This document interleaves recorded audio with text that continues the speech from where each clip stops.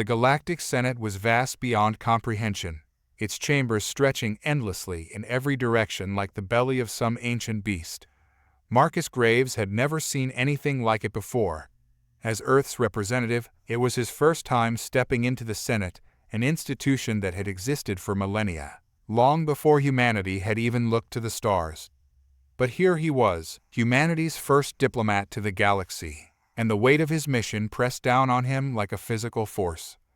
He glanced around at the sea of alien faces, some humanoid, some grotesque beyond description, all staring in his direction.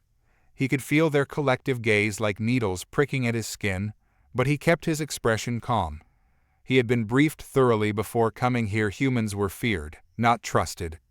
Their sudden appearance on the galactic stage had come as a shock to the established powers, and many feared what Earth's unpredictable, resourceful species might bring to the Senate. In truth, he wasn't sure what he was bringing either. His footsteps echoed softly on the smooth metallic floor as he made his way to his designated seat, flanked by 2 Keryian guards. The Keryans were a warrior race, and their role as the Senate's enforcers was legendary. He had studied their culture, a blend of rigid honor codes and ruthless efficiency. They were not a race to be trifled with.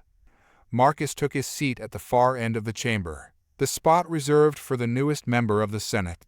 His arrival was no ceremonial affair. He had been given strict instructions not to cause any disruption. But that didn't stop the whispers, the murmurs, and the pointed looks from all directions. "Human," came a voice from his left. Marcus turned to see a Valaxian senator, his reptilian face contorted in a semblance of a smile, though his sharp teeth made it look more like a threat. "Welcome to the Senate. I trust you'll find it enlightening." Marcus nodded politely. "I'm sure I will." The Valaxian's eyes narrowed, flickering with something like suspicion. "I've heard much about your people. Dangerous, unpredictable." "Depends on who you ask," Marcus replied with a faint smile, letting the tension hang in the air. The Valaxian's tongue flicked out, tasting the air. "We'll be watching." Marcus didn't doubt it. The Valaxians were one of the most powerful factions in the Senate, having maintained control over vast territories for centuries. Their reputation for ruthlessness was well deserved, and it was clear that their senator was eager to size him up. He turned his attention back to the Senate floor as the speaker, a towering figure from the Jalothan species, took the central podium. The Jalothans were a hive-mind species, their thoughts interlinked, making them masters of cold, calculated logic. The speaker's voice was calm, measured, and utterly devoid of emotion. "Order in the chamber. The session will now begin." As the speaker droned on, Marcus found himself tuning out. He had read the reports, studied the Senate's history, but nothing could have prepared him for the sheer scale of it. Thousands of species, each with their own agendas, their own cultures, their own histories, and now humans were part of that mix. The meeting dragged on, the Senate floor alive with debates over trade routes, territorial disputes, and other matters of galactic bureaucracy. Marcus listened closely, observing the way different factions maneuvered, trying to get a sense of the political dynamics at play. He could see the invisible lines of power crisscrossing the room, the alliances, the rivalries. It was a delicate game, one he would have to navigate carefully. But something nagged at him. As the day wore on, he noticed a peculiar pattern whenever he spoke to someone. Their gaze lingered just a bit too long, their responses a bit too measured. It was as if they were waiting for him to make a move, to reveal his hand. He could feel the weight of their expectations pressing down on him. Marcus leaned back in his seat, his mind racing. Humanity's presence here was more than just a curiosity. It was a threat.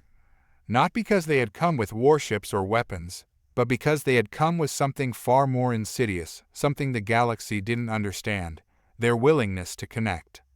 He had been briefed on the dangers of appearing too aggressive, but he also knew that being too passive would be just as damaging. The galaxy expected humans to act like conquerors, and when they didn't, it set off alarm bells in every corner of the Senate. The question was, why? As the session wound to a close, Marcus stood and made his way to the central hall, where senators mingled after the meetings. He knew this was where the real diplomacy would happen, away from the formalities of the chamber. He approached a group of Keryans, their hulking forms unmistakable. They stood in a tight circle, speaking in low voices. "Senator Roth," Marcus said, addressing the largest of the group. The Keryian turned, his golden eyes locking onto Marcus with an intensity that would have made most people falter. Marcus, however, stood his ground. "Human," Roth rumbled. "You address me directly. Bold." Marcus smiled. "I find it's the best way to get things done." Roth stared at him for a long moment before letting out a low chuckle. "You have spirit, human. I'll give you that." "I've heard the Keryans value honesty above all else," Marcus continued. "So I'll be honest with you. Humanity didn't come to the Senate to disrupt the balance of power. We came to contribute, to build something better." Roth raised an eyebrow. "And how do you plan to do that?" Marcus paused, choosing his words carefully. "By forging real connections, by working together, not through fear or manipulation, but through trust." The Keryans exchanged glances, clearly taken aback by his straightforwardness. In a galaxy where alliances were built on lies and deceit, the idea of trust was almost laughable. But Marcus could see the spark of curiosity in their eyes. "We'll see," Roth said finally, his tone neutral. "For now, you remain an enigma." Marcus nodded, satisfied. He had planted the seed, and now he just had to wait. As he walked away, he felt a slight unease settle in his gut. This was just the beginning. The real challenge would come when the other senators realized the true nature of humanity's approach. They expected war, aggression, conflict. What they were about to get was something far more dangerous: friendship. Marcus stepped out of the Senate chamber and into the expansive halls beyond, where the towering architecture of the building seemed to stretch into infinity. Alien diplomats shuffled through the space, some in hushed conversations, others pointedly ignoring him as they hurried past. The air was thick with tension, though not the kind one might expect from a newly inducted species. It was not the fear of war or conflict, but something more primal, and anxiety that Marcus had brought with him, something far more difficult to understand. Humans had always been unpredictable, and it was this very unpredictability that set everyone on edge. The galaxy's most powerful species had built their empires on the bedrock of understanding their enemies and allies alike. But Marcus represented a wild card, and in the Galactic Senate, wild cards were dangerous. He walked through the winding corridors, taking in the bizarre collection of artwork and artifacts that represented the cultures of the Senate members. His eyes fell on a massive statue of a Jalathan elder, carved from a single block of gleaming obsidian. Its expressionless face and towering presence seemed to radiate authority, reminding him that the Jalathans were not to be trifled with. As Marcus approached the entrance to the Diplomats' lounge, a soft voice called out from behind him, "Ambassador Graves." He turned to see a figure cloaked in flowing silver robes, a Jalathan tall, graceful, and entirely without a visible face. A shiver ran down his spine. The Jalathan hive mind was one of the most intimidating presences in the Senate. Their collective consciousness meant that every Jalathan was but a fragment of a larger whole, their decisions devoid of individual sentiment or ambition. It was impossible to manipulate a race like that because they did not think in the same way individuals did. "I am Speaker Zarha," the Jalathan continued in their calm, monotone voice. "The Senate has been discussing your arrival. There are concerns." "Concerns?" Marcus repeated, keeping his tone neutral. The Jalathan inclined their heads slightly, though it was difficult to tell if it was meant as a nod or simply a gesture of acknowledgement. "Your methods, Ambassador, they are unconventional." "I didn't realize friendship was unconventional," Marcus replied, offering a half-smile. "Do not mistake my words," Zarha responded, their voice betraying no emotion. "The Senate is not used to your approach. Trust is a currency seldom exchanged here. There is suspicion among the members your actions are viewed as manipulation." Marcus stifled a sigh. He had expected this kind of reaction, but it still stung. "With respect, Speaker, manipulation isn't my goal. Humanity's only objective here is to foster cooperation. We're not interested in upending galactic order or playing power games. You say this, but the actions of your people have caused disruption nonetheless. Already, alliances are shifting. Long-standing rivalries are being called into question. Marcus's brow furrowed. He had been making progress, but the pace of change was apparently faster than even he had realized. Shifting alliances? That wasn't my intention. Intention or not, Zarha continued, you are causing ripples. The Valaxians, the Keryians both are watching you closely. The Senate is a fragile organism, Ambassador. Any disturbance can have lasting consequences. Marcus met Zarha's gaze, or at least, what he imagined was their gaze, given the featureless face. What are you saying, exactly?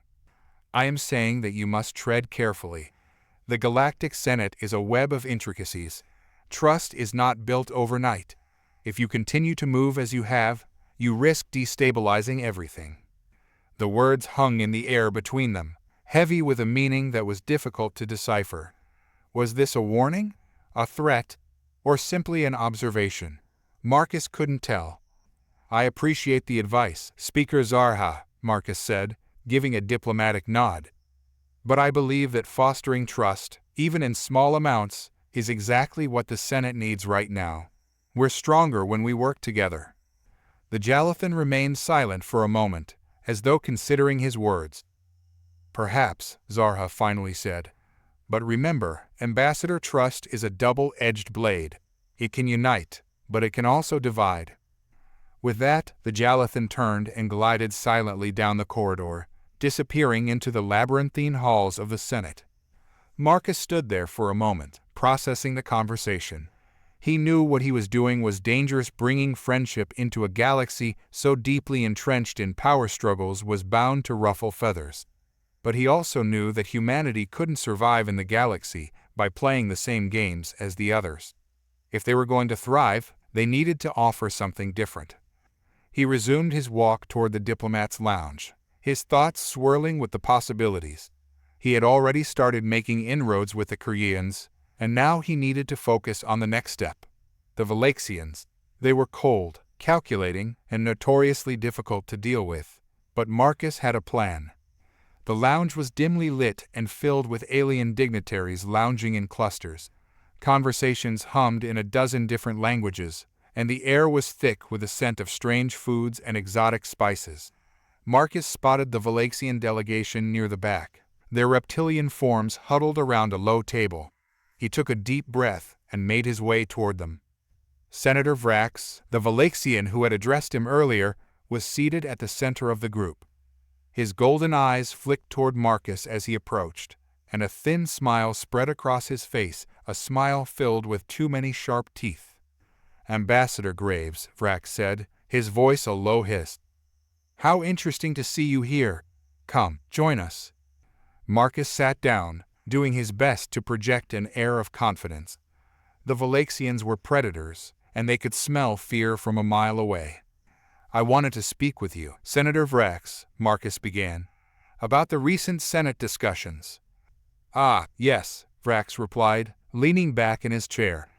I've been hearing quite a bit about your unique approach. It seems you have quite the talent for making friends. Marcus met Vrax's gaze steadily. That's the idea. We're all here to work together, after all. Vrax let out a hissing laugh. Work together? That's not how things are done here, Ambassador. The Senate is about power, about securing your own interests. Trust is a luxury that few can afford. And yet, Marcus said, I've noticed some of the old rivalries starting to soften. Maybe trust isn't so impossible after all. Vrax's smile widened. You're playing a dangerous game, human. You might think you're spreading goodwill, but you're stirring the waters. The Valaxians have ruled their sector for centuries because we understand how the galaxy works.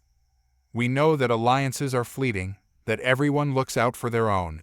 Your friendship is an illusion. Marcus leaned forward, his eyes locked on Vrax. Maybe it's not an illusion. Maybe it's exactly what the galaxy needs right now. Vrax's gaze hardened. And for a moment, Marcus wondered if he had pushed too far. But then the Valaxian let out another low chuckle. "You're bold, Ambassador. I'll give you that," Vrax said. "But remember this. In the Senate, nothing is ever as it seems. Keep your eyes open. You might find that your so-called friends have sharper teeth than you realize." Marcus left the lounge with his mind racing. Vrax's words echoed in his head like the low hum of distant thunder. Your so-called friends have sharper teeth than you realize. The Valaxian was right. Marcus was playing a dangerous game, but the stakes were too high to back down now. Humanity's future in the galaxy depended on his success. They were a small, untested species in a universe of giants, and every move he made here could shift the balance. He walked briskly down the corridor, passing ornate doorways and strange, towering statues that made him feel minuscule in comparison. The Galactic Senate had that effect, reminding you that no matter how significant you thought you were, the galaxy was always larger, more ancient, and more complex than you could ever imagine. But that was also what made it vulnerable. Humanity's strength had always been its adaptability, its ability to find opportunities where others saw none. Marcus knew the Senate played by rigid, age-old rules. It was built on centuries of unspoken agreements and mutual distrust, the kind that kept species at arm's length, always calculating, always suspicious. And that's why friendship terrified them. It disrupted the game. As Marcus neared the private chamber where his aides awaited him, his personal communicator buzzed softly in his pocket. He pulled it out, glancing at the screen. A message blinked back at him, coded in the human diplomatic cipher. It was from General Selkirk, the military attaché assigned to the embassy. Meeting at 02:00.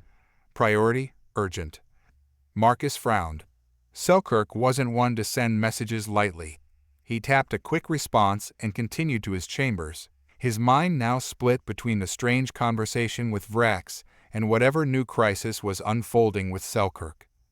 When he entered the room, two of his aides, a young lieutenant named Harris and a communication officer named O'Neill, stood at attention. Their faces immediately shifted from casual to serious when they saw his expression. "Ambassador," Harris began, "we've been monitoring Senate activity. There's been an unusual amount of encrypted communication between several member species. Mostly background chatter, but we've noticed an uptick in messages between the Keryians and the Chorthaxians." Marcus raised an eyebrow. "The Keryians and the Chorthaxians? That's odd. They hate each other." "Exactly," O'Neill replied. "But something's changed. The encryption protocols they're using are old, something only used in emergencies or covert operations. It's strange, Ambassador. Feels like they're trying to keep something under the radar." Marcus felt the tension in his gut tightening. If the Keryians and Chorthaxians were suddenly cozying up, it could mean trouble. But why? What could possibly unite two species with centuries of blood feuds? "Keep monitoring it," Marcus said, pacing the room. "Whatever they're up to, we need to know. But stay discreet. The last thing we need is to give them a reason to think we're spying on them." Harris and O'Neill nodded and quickly returned to their stations, leaving Marcus to ponder what he had just learned. It wasn't just Vrax's words. Now there was a tangible threat brewing, and it was coming from an alliance no one could have predicted. His communicator buzzed again, and Marcus checked the time. 0150. Selkirk's meeting was in 10 minutes. He grabbed his diplomatic jacket and made his way to the secure briefing room at the heart of the embassy. General Selkirk was waiting when Marcus arrived, along with a few other high-ranking human military and intelligence officers. The room was dimly lit, the only light coming from the holographic map projected in the center of the table. Selkirk, a broad-shouldered man with a permanent scowl etched into his weathered face, looked up as Marcus entered. "Graves," Selkirk grunted, "we've got a problem." "I'm starting to get that feeling," Marcus replied, taking a seat. "What's going on?" Selkirk tapped a button on the console, and the hologram zoomed in on a particular sector of the galaxy, one dangerously close to the border between Keryian and Chorthaxian space. "This," Selkirk said, "is a Keryian outpost. It's been there for decades, mostly a research facility, But 3 hours ago, we intercepted a distress signal. Marcus leaned forward, narrowing his eyes at the glowing red dot on the map. A distress signal? From the Keryians? Selkirk nodded. It was brief, cut off almost immediately. But here's the thing, we've been monitoring Keryian and Chorthaxian movements for a while now, and we're seeing unusual activity in this area. We think the Chorthaxians launched some kind of strike against the outpost. Wait, you're saying they attacked a Keryian facility? That's insane. They know what that would start. Exactly, Selkirk said, his voice low and grim. And yet, there's no public outcry, no Keryian retaliation. Everything's quiet, too quiet. Marcus's mind raced. This was bigger than he had anticipated. An attack like this should have triggered an immediate response, a public denunciation, military retaliation, something. But if both sides were keeping it under wraps... They're hiding something, Marcus muttered. Something big. Selkirk nodded. Our analysts think the same. And whatever it is, it's bad. We've got whispers of Keryian and Chorthaxian forces mobilizing, but nothing confirmed. If they're gearing up for war, they're doing it in the shadows. And they're keeping the Senate in the dark, Marcus finished. Or worse, Selkirk added, his expression darkening. They've got the Senate's blessing. Marcus felt a chill run down his spine. If the Senate was involved, if the Keryians and Chorthaxians had struck some kind of secret deal, it could throw the entire galaxy into chaos. And if humanity got caught in the middle... What's our move? Marcus asked, his voice steady despite the rising tension. We need more intel, Selkirk said. Officially, we're staying neutral. We can't afford to show our hand yet. But unofficially, we need someone inside, someone who can gather information without raising suspicion. Marcus raised an eyebrow. You're not suggesting I am, Selkirk interrupted.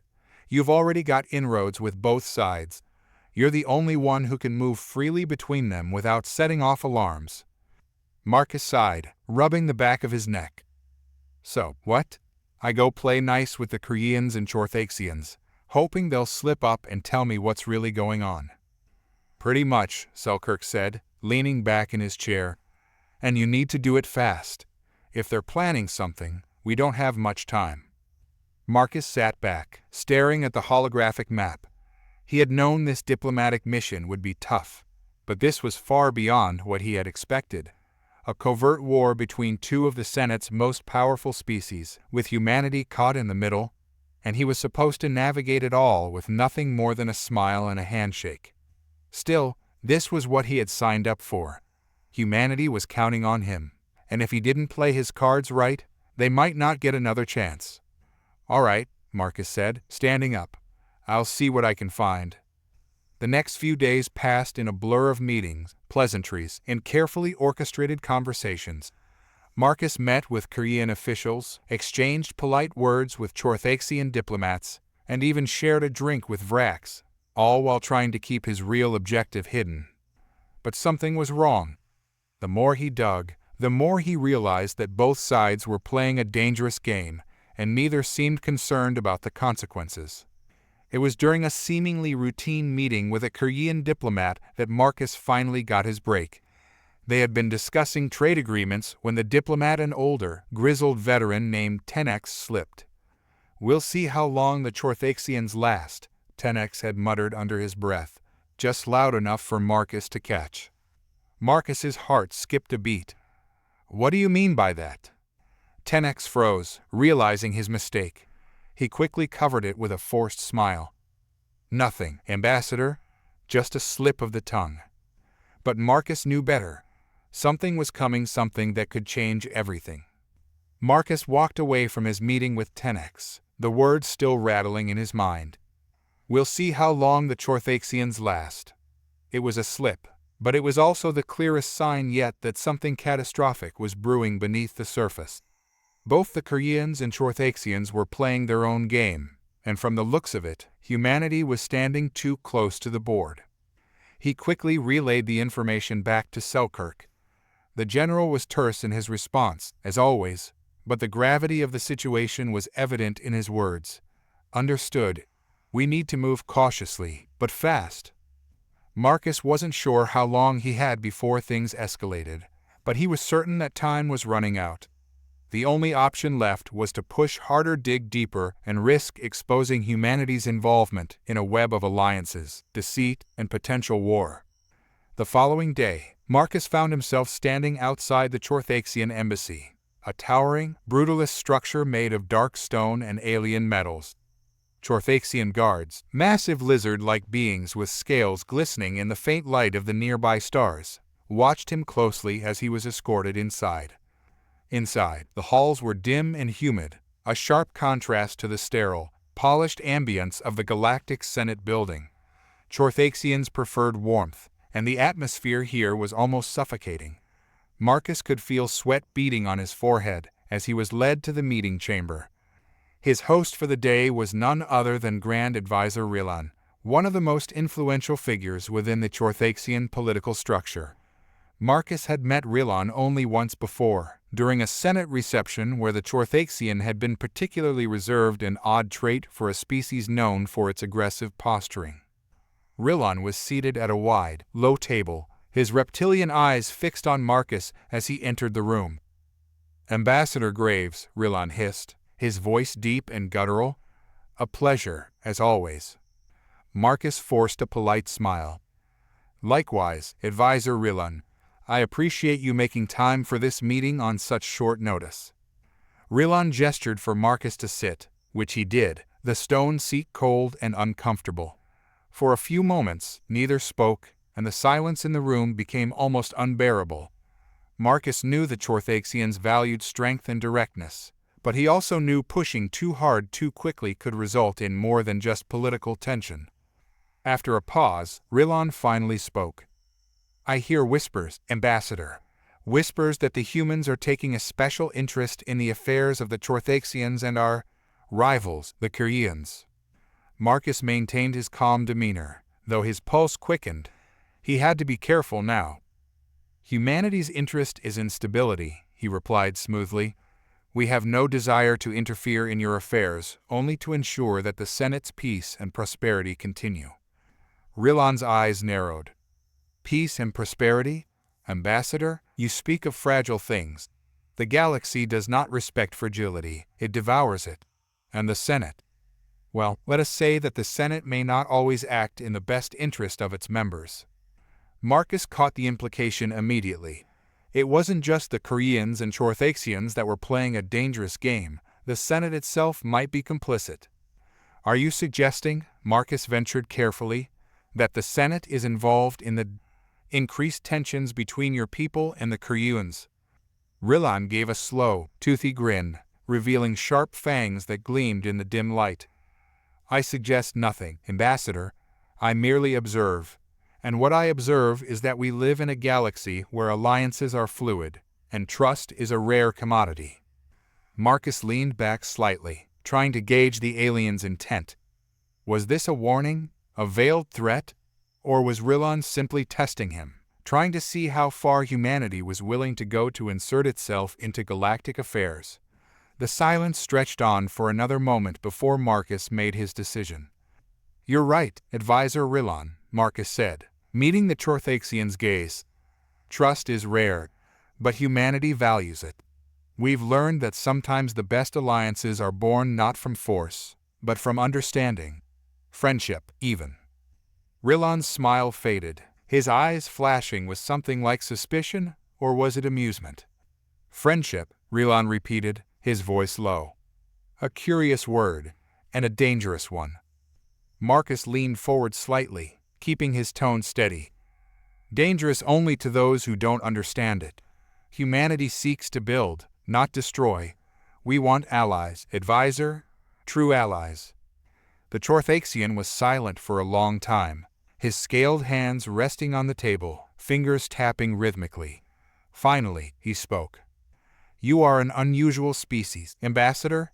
You speak of friendship as though it is a weapon, and perhaps, in your hands, it is. But be careful, such weapons have a way of turning on their wielders." Marcus nodded, sensing the conversation was nearing its end. He had made his point, and Rilan had made his. The Chorthaxians were playing their own game, just as the Keryians were, and the Senate was likely involved in ways that no one could fully predict. But Marcus had done what he came to do: plant the seed of doubt, of potential cooperation. "I appreciate your time, Advisor Rillon," Marcus said as he stood. "I look forward to our next conversation." Rillon merely inclined his head slightly, his eyes still watching Marcus with that same unsettling intensity. Back at the human embassy, Marcus met with Selkirk once again.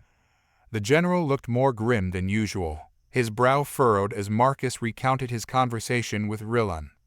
"So, what do you think?" Marcus asked when he finished. Selkirk was silent for a moment, his fingers drumming against the table. Finally, he sighed. "I think we're walking a tightrope, Graves. If what you're saying is true, and if the Senate is involved in whatever this is, then humanity might be in for a fight we're not ready for." Marcus nodded, though his mind was already spinning with possibilities.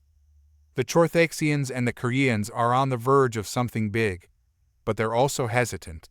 They're testing the waters, trying to see who will flinch first. If we can play this right, we might be able to avoid a war, Selkirk finished, or at least keep humanity out of the crossfire.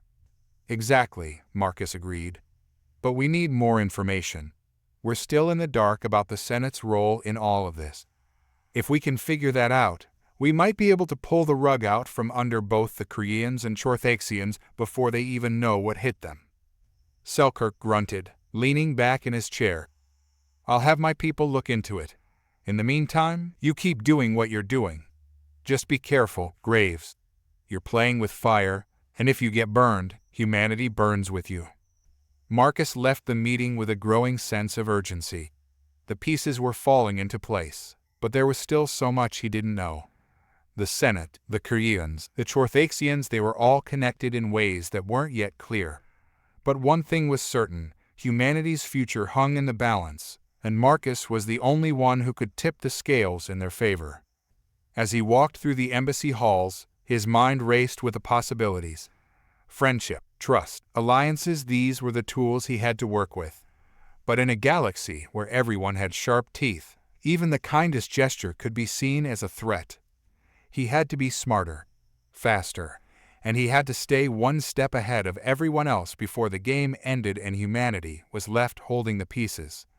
The days following Marcus's encounter with the Chorthaxians passed in a blur of high-stakes diplomacy. The tension between the Keryians and Chorthaxians had reached a fever pitch, with rumors circulating throughout the Senate of military maneuvers, covert operations, and even assassination plots.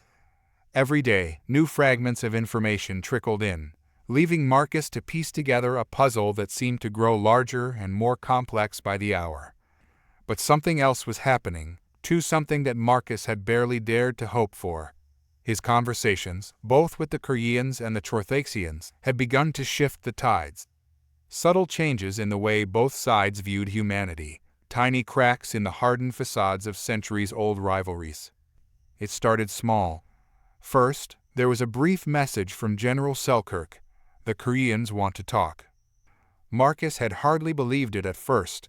The Keryians, so guarded, so convinced of their superiority, were asking for another meeting. Not a demand, not an ultimatum, but an invitation. That was when Marcus realized that his gamble was beginning to pay off. The Keryian capital ship was even more awe-inspiring than Marcus had imagined.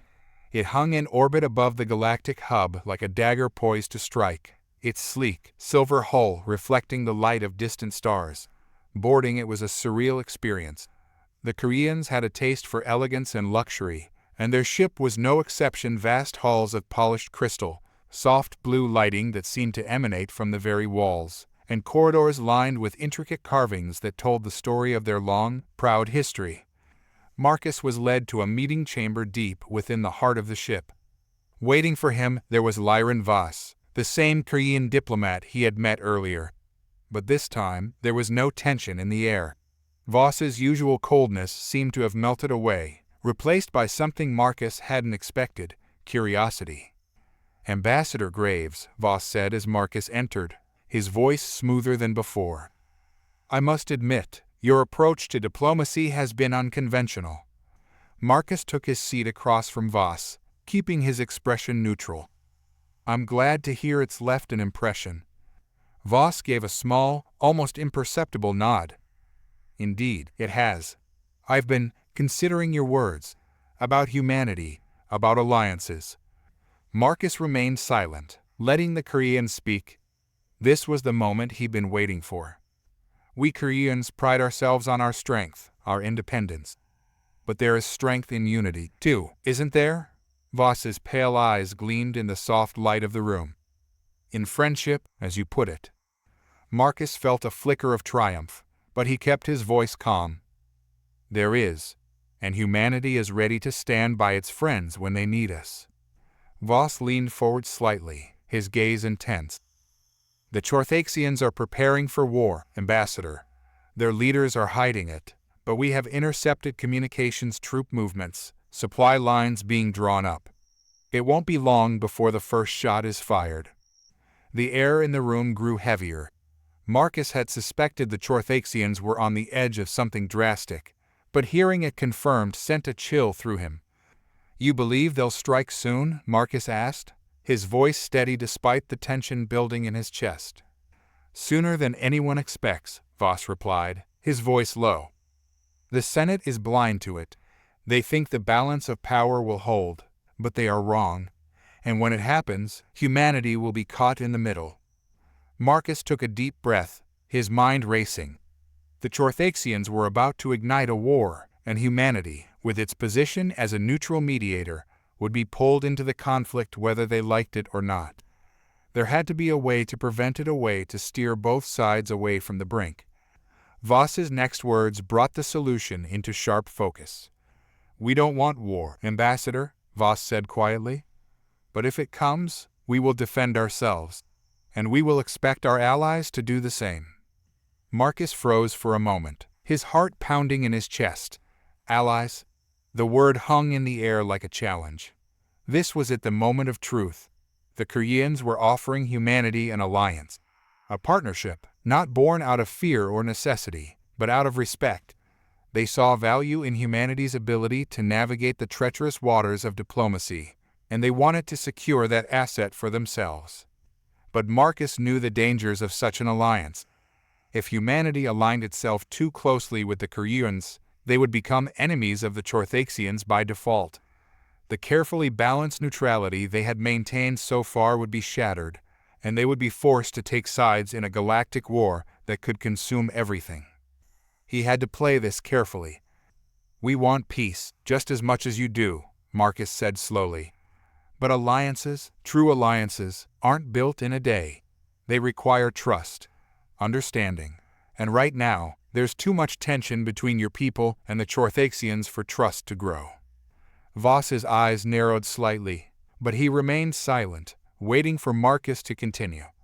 If war breaks out, Marcus went on, we'll all lose. The Senate will fracture. The balance of power will shift, and no one will come out of it unscathed. Humanity is willing to help, willing to be that bridge. But we need more time. More information. We can't rush into an alliance based on fear of what might happen. Voss regarded him for a long moment, his pale eyes unreadable. Then, slowly, he nodded. You are wise, Ambassador, he said quietly. Wiser than I gave you credit for. Marcus let out a breath he hadn't realized he'd been holding. We'll continue to monitor the situation, he said, and we'll do what we can to prevent this from escalating. But we need your help, too. If you can give us access to those communications you've intercepted, we might be able to use that information to convince the Senate to intervene. Voss seemed to consider this for a moment before he gave another small nod. Very well, I will see what I can do. But remember, Ambassador, when the time comes, you will have to choose a side. There will be no neutral ground in the coming storm. Marcus nodded in return. I understand. But for now, let's focus on preventing that storm from hitting. Back on the human ship, Marcus briefed General Selkirk on the conversation with Voss. The general listened intently, his face a mask of concentration as Marcus laid out the situation. So, they're offering us an alliance, Selkirk said once Marcus had finished. but they want us to pick a side in this mess. Marcus nodded. They're preparing for war, but they don't want to be the ones to start it. They're hoping we can help keep the Chorthaxians in check, or at least slow them down long enough for cooler heads to prevail. Selkirk leaned back in his chair, rubbing his chin thoughtfully. And you think we can pull it off? Marcus shrugged. It's a long shot. But if we can get our hands on those intercepted communications, we might be able to use them as leverage. Get the Senate involved. Maybe even broker a ceasefire before things get out of hand. Selkirk grunted, his eyes narrowing. It's a dangerous game you're playing, Graves. If this blows up in our faces, we could end up in the middle of a galactic war with no way out. Marcus met the general's gaze. I know. But if we don't try, that war is going to happen anyway, and humanity will be dragged into it whether we like it or not. Selkirk was silent for a moment. Then he gave a short nod. All right, let's do it. But be careful, Graves. We're walking a fine line here. Marcus left the general's office with a heavy heart. The stakes were getting higher by the day, and one wrong move could spell disaster for humanity. But there was no turning back now. The only way out was through. The next few days were a whirlwind of covert meetings, strategic maneuvering, and careful exchanges of information. Marcus had secured the intercepted communications from Voss and worked tirelessly with his team to analyze the data. The results were chilling. The Chorthaxians were preparing for war, and their plans were far more advanced than anyone had suspected. Fleet movements, military assets, and hidden alliances were all laid out in meticulous detail. But what stood out most to Marcus was the underlying motive behind the Chorthaxians' aggression. The Senate had long suspected that the Chorthaxians were driven by territorial ambitions or a desire for resources, but the truth was far more personal. The Chorthaxians had a deep, centuries-old hatred for the Keryians and enmity that went beyond politics or power. It was rooted in ancient blood feuds and cultural rivalries that Marcus had barely begun to understand. As he sat in his quarters, reviewing the data for the 100th time, Marcus felt a deep sense of unease. How could he possibly hope to broker peace between two species that had been locked in such a bitter conflict for so long? He was beginning to realize that the real challenge wasn't just stopping a war, it was unraveling centuries of hatred and mistrust. The weight of the task ahead pressed down on him, but he couldn't afford to lose focus. There was still a chance, however slim, that he could prevent the conflict from escalating. The next morning, Marcus was summoned to a high-level Senate meeting. The chamber was packed with representatives from dozens of species, their voices hushed and tense as they awaited the proceedings. The Senate, despite its grandeur, had become a battleground of words and posturing. Every day, the discussions grew more heated, the divisions more pronounced. Today's session was no different. As Marcus entered, he could feel the tension in the air like a physical force. The Keryians sat on one side of the chamber, their regal figures composed and silent. Across from them, the Chorthaxians glared, their reptilian features tight with barely restrained fury. At the center of it all was Chancellor Clintor, the leader of the Galactic Senate. His voice boomed through the hall as he called the meeting to order. Ambassadors of the Galactic Council, Clintor began, his tone grave, we face a crisis unlike any in our history. The tensions between the Keryians and Chorthaxians have reached a breaking point, and war now seems inevitable. We have called this emergency session to discuss possible resolutions and to determine the course of action that will best serve the interest of the galaxy. As Clintor spoke, Marcus could feel the eyes of the Senate turning toward him. Humanity's role in the conflict had become a topic of growing interest, and Marcus knew that many in the chamber were waiting to hear what he had to say. He took a deep breath, stood, and addressed the assembly. Honored senators, he began, his voice steady. I come before you today not as a representative of humanity alone, but as an advocate for peace. Over the past few weeks, my team and I have worked tirelessly to understand the root causes of this conflict. We have gathered intelligence, spoken to both sides, and attempted to broker a resolution. He paused, letting his words sink in. The room was deathly silent. We have discovered that the Chorthaxians are preparing for war, Marcus continued, his tone grave. But we have also discovered something else. This conflict is not just about territory or resources. It is about something far deeper, centuries of enmity, of old wounds that have never healed. If we are to prevent war, we must address these wounds, not just the surface-level disputes. There were murmurs throughout the chamber as Marcus spoke. The Keryians and Chorthaxians exchanged glances, their expressions unreadable. Chancellor Clintor frowned.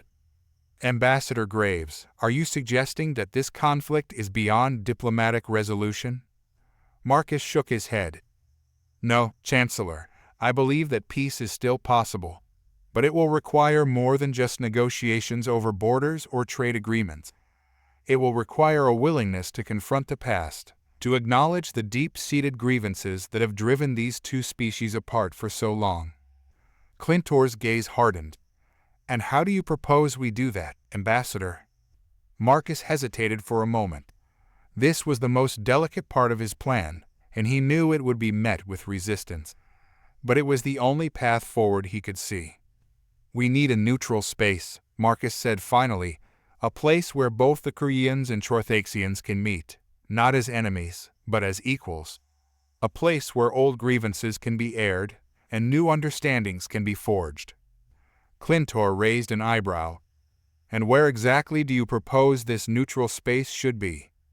Marcus met his gaze, his heart pounding in his chest. Earth. The chamber erupted into chaos. The mere mention of Earth, the homeworld of humanity, a planet considered a relative newcomer to galactic politics, sent shockwaves through the assembly. Representatives from various species shouted over one another, their voices a cacophony of outrage and disbelief. Earth? One alien delegate barked. You expect the Keryians and Chorthaxians to meet on a death world? Preposterous, another voice rang out. Humanity is too involved. They can't be trusted. Marcus held his ground, waiting for the chaos to subside. This was the reaction he had anticipated, and he was prepared to weather the storm. Chancellor Clintor raised his hand, calling for silence. Order, order in the chamber, he demanded. Slowly, the shouting died down, though the tension in the room remained palpable. Ambassador Graves, Clintor said, his voice tight with skepticism. Why Earth? Why should we trust humanity to mediate such a delicate conflict? Marcus took a deep breath. Because Earth is the one place where both the Keryians and Chorthaxians have little history. It's neutral in the truest sense. No old wars, no ancient grudges. It's also a death world, yes, but that's exactly why it works. Neither side can claim an advantage on our planet. We would provide security, ensure fairness, and act as mediators. But it would be their negotiations, their decisions. The room was still, the senators weighing Marcus's words carefully. And more importantly, Marcus added, it's a symbolic gesture. For too long, the Keryians and Chorthaxians have been trapped in their own histories. By choosing Earth, they are choosing a fresh start, a world with its own brutal history. Yes, but also a world that has found peace despite its struggles. Humanity is proof that old wounds can heal, and enemies can become allies. There was a long pause as Chancellor Clintor considered Marcus's proposal. His gaze flicked between the Keryian and Chorthaxian delegations, both of whom were watching the proceedings with wary eyes. Finally, Clintor spoke. I will not make this decision lightly, he said slowly. The idea of hosting such delicate negotiations on Earth is unorthodox, to say the least. But in times like these, unorthodox solutions may be the only ones that work. He turned to the Keryians and Chorthaxians. We will need the consent of both parties involved. Ambassador Voss, Commander Thrak, what say you? Voss was the first to speak. His expression was thoughtful, his voice measured. We Keryians have no objection to Earth as the meeting place. If anything, it may provide the distance we need to gain new perspective. All eyes turned to Commander Thrak of the Chorthaxians. He stared at Marcus for a long, tense moment, his reptilian eyes unblinking. Finally, he spoke, his voice a low growl. We will consider it. It wasn't a commitment, but it wasn't a rejection either. Marcus allowed himself a small sigh of relief. It was a start. The Senate meeting adjourned shortly after, and Marcus returned to his quarters, exhaustion weighing heavily on his shoulders. He had planted the seed, but now came the hard part, waiting to see if it would grow. As he sat at his desk, reviewing the day's events, a message pinged on his comm. It was from Voss. "Well played, Ambassador, but the game is far from over." Marcus smiled grimly. He knew that better than anyone. Marcus leaned back in his chair, replaying the message from Voss in his head. The Keryian ambassador was a master of manipulation, and while his message seemed to acknowledge Marcus's success, it also carried an unmistakable warning: trust no one. The game had only just begun. He spent the next few hours preparing for the potential negotiations, reviewing Earth's history of diplomacy and its triumphs over internal conflict. The parallels were undeniable. Humanity had emerged from centuries of warfare, territorial disputes, and ideological battles to form a global society that, while far from perfect, had learned to coexist. That experience gave Marcus confidence that Earth, with all its violent history, could serve as a neutral ground for alien species to achieve the same. As Marcus worked late into the night, there was a sharp knock at his door. Startled, he stood and opened it to find Lieutenant Jack Howard, his military liaison and one of the few people Marcus truly trusted. "Lieutenant," Marcus greeted, motioning for Howard to enter. "I wasn't expecting visitors." Howard stepped in, his face a mix of concern and urgency. "Sir, we've got a situation. You're going to want to see this." Marcus frowned and followed Howard out of his quarters. They moved quickly through the halls of the diplomatic compound, passing by various representatives and aides, all of whom were oblivious to the growing tensions beneath the surface. Howard led Marcus to a secure room in the intelligence wing. As the door slid shut behind them, the room's holoscreen flickered to life. On the screen were live feeds from hidden cameras placed in various parts of the station. What Marcus saw made his stomach tighten with dread. Chorthaxian ships, dozens of them, and they were moving strategically, positioning themselves in a loose formation around the station. "These readings are from our hidden sensors," Howard explained, his voice low. "We've detected a significant uptick in Chorthaxian fleet activity in the last few hours. They're not on an attack vector yet, but they're definitely preparing for something." Marcus stared at the screen, trying to make sense of the sudden escalation. "What's their in-game here?" he muttered, more to himself than to Howard. "We just had a Senate session today. They know we're trying to broker peace." Howard nodded. "That's the problem. They know we're trying, but they might not want to give peace a chance." Marcus rubbed his temples, the stress weighing on him. "If they're planning something, it could derail everything we've worked for. What do we know about their timeline?" Howard glanced at a datapad in his hand. "Hard to say. They've been building up forces for a while now, but they haven't made any overt moves. It's possible they're waiting for the right moment, or they could be using this as leverage in the negotiations." Marcus paced the room, his mind racing. He had to think fast. If the Chorthaxians were preparing for an offensive, it would only take one wrong move to spark a war, one that could engulf the entire galaxy. "Have the Keryians caught wind of this?" Marcus asked. "Not that we know of," Howard replied.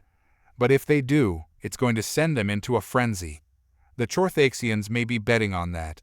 Force the Keryians into a preemptive strike, and then claim self-defense." Marcus clenched his fist. The Chorthaxians were playing a dangerous game. If they succeeded in provoking the Keryians, all hope for a peaceful resolution would be lost.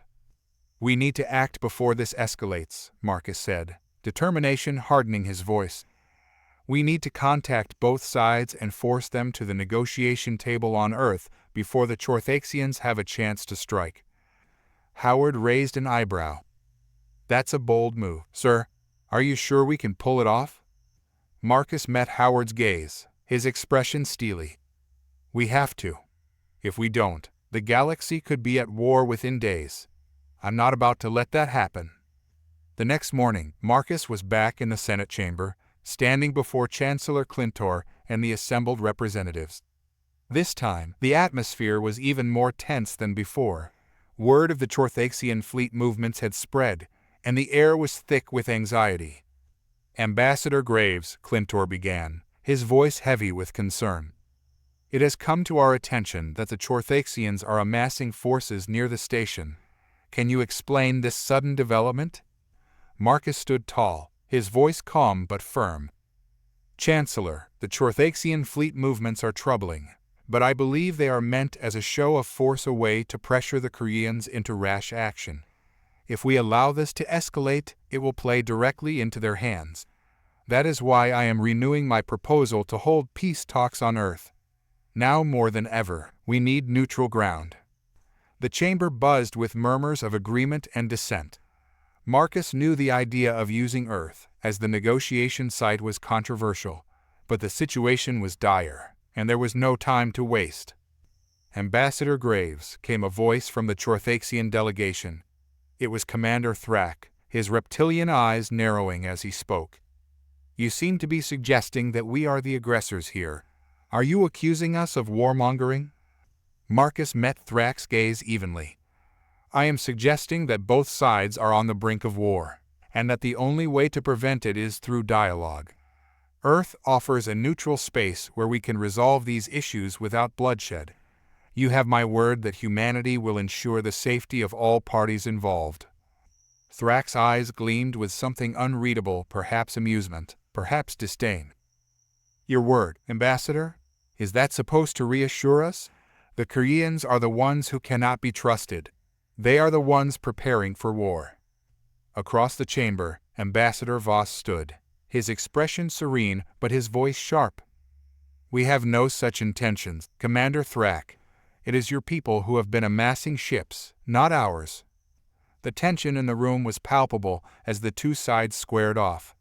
Marcus could feel the fragile balance teetering, threatening to collapse into chaos. "Enough," Clintor interrupted, his voice commanding. "This is not the place for accusations. We are here to find a solution, not to fan the flames of conflict." He turned to Marcus.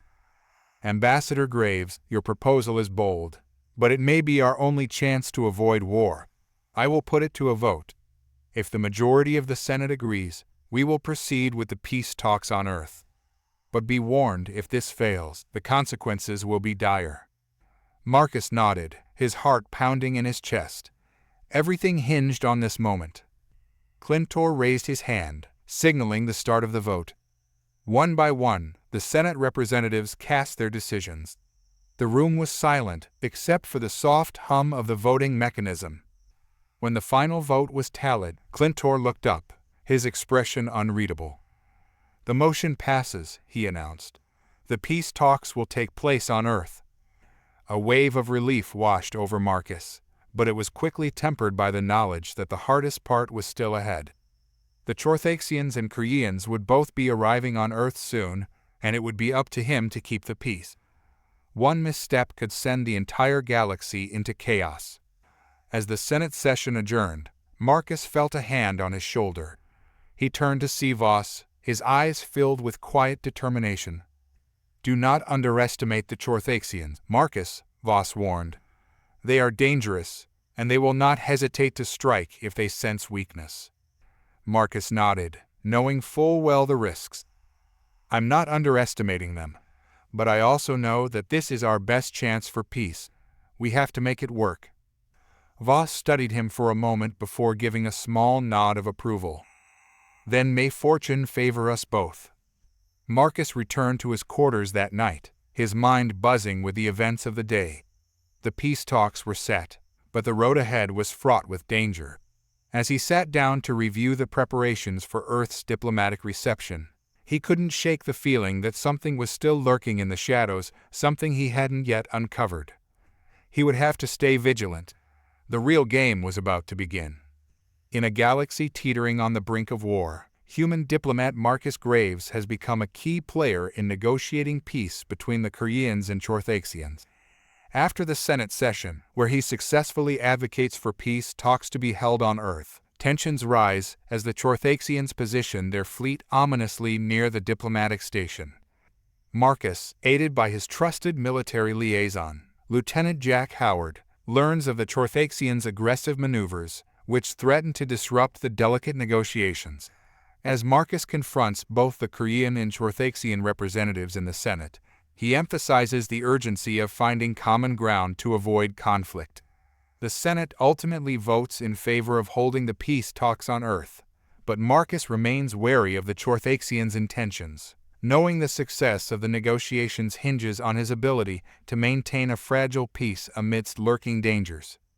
As preparations begin for the upcoming talks, Marcus senses that unseen threats still loom, underscoring the complexity of galactic diplomacy and the potential for chaos. He is determined to navigate this treacherous landscape and secure a lasting peace for humanity and the alien races. The day of the peace talks dawned bright and clear over Earth, the sun casting a warm glow over the sprawling diplomatic complex in Geneva. Marcus stood at the balcony of his hotel room, looking out at the serene landscape, a stark contrast to the tempest brewing just beyond the atmosphere. He inhaled deeply, drawing in the fresh air, hoping to steady his nerves. In just a few hours, the Keryian and Chorthaxian delegations would arrive. Marcus had spent the previous night finalizing details with his staff, ensuring that every element of the reception was flawless. This was a moment of utmost importance, not just for him, but for the future of the galaxy. If he could facilitate a successful dialogue, it might set a precedent for interspecies relations. Dressed in a sharp, tailored suit, he made his way to the main hall where the talks would take place. The space was designed to evoke a sense of unity, adorned with symbols from various cultures across Earth. He wanted to create an atmosphere that felt welcoming yet serious, an acknowledgement of the stakes involved. As Marcus entered the hall, he spotted Lieutenant Howard adjusting the seating arrangements, making sure that the delegates would face each other directly. The tension in the room was palpable, a lingering anxiety that mirrored Marcus's own feelings. He approached Howard, who looked up and nodded. "Everything is in place, sir. The Keryans are due to arrive first," Howard reported, his tone professional, yet Marcus could see the concern etched on his face. "Good. Let's make sure we keep things moving smoothly. I don't want any delays," Marcus replied, checking the holoscreen that displayed the arrival schedules. "The Chorthaxians will be here shortly after the Keryans. We need to ensure that both parties feel secure." The moments dragged on, each tick of the clock echoing in Marcus's mind. Finally, the Keryian delegation arrived, led by Chancellor Clintor. The Chancellor's tall, elegant frame and shimmering skin reflected the grandeur of his people, an embodiment of Keryian grace and intellect.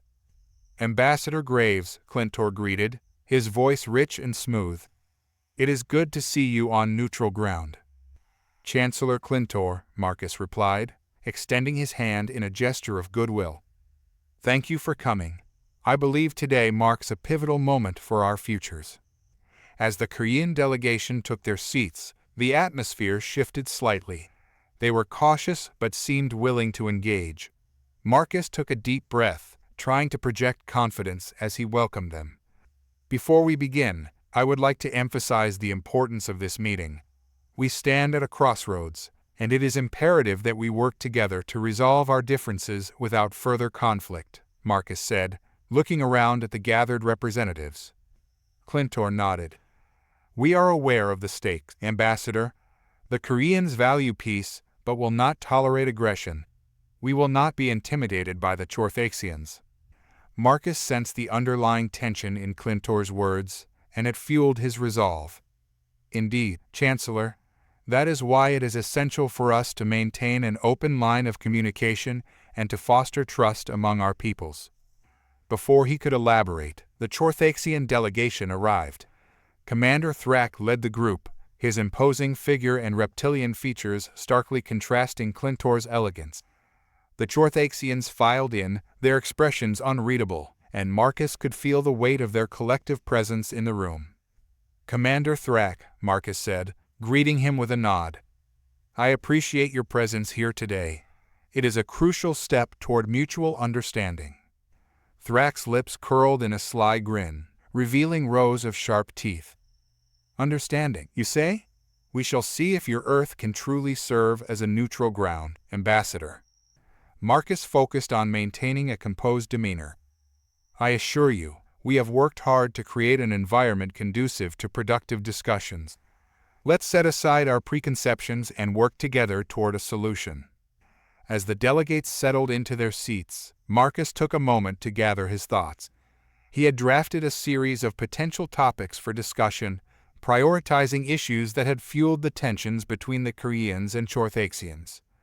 We'll begin by addressing the trade disputes that have arisen in the Outer Rim territories, Marcus proposed, gesturing to a holo display showing the disputed areas.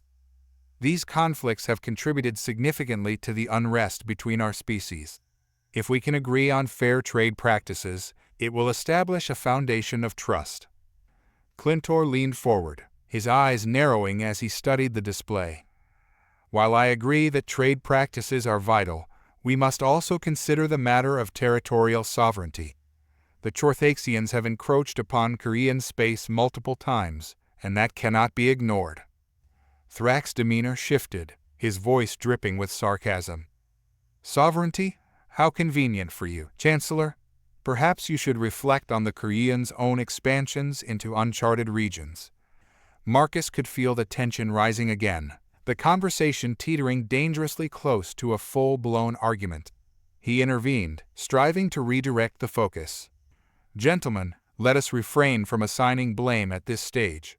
We must focus on what unites us rather than what divides us, he urged, feeling the weight of the moment. Both our peoples share an interest in maintaining stability in the galaxy. Stability is a fragile concept, Thrax retorted, leaning back in his chair. It can be shattered with a single misstep. Marcus's mind raced, searching for a way to bridge the gap between the two factions. He remembered the importance of camaraderie in human history, how people could forge bonds through shared experiences and understanding. Perhaps we could consider a joint venture something that benefits both parties, Marcus suggested, hoping to draw their attention back to the possibilities. We could establish a trade agreement with specific guidelines that promote mutual interests and encourage cooperation in resource management. Clintor regarded him thoughtfully, while Thrax's expression remained skeptical. And what would Earth gain from this arrangement? Thrax challenged. Marcus leaned forward, his tone earnest. Earth gains nothing if war breaks out between you. We would rather see a flourishing alliance than a galaxy consumed by conflict. A cooperative trade agreement could serve as a model for future relations with other species. For a moment, silence filled the chamber as the delegates considered his words.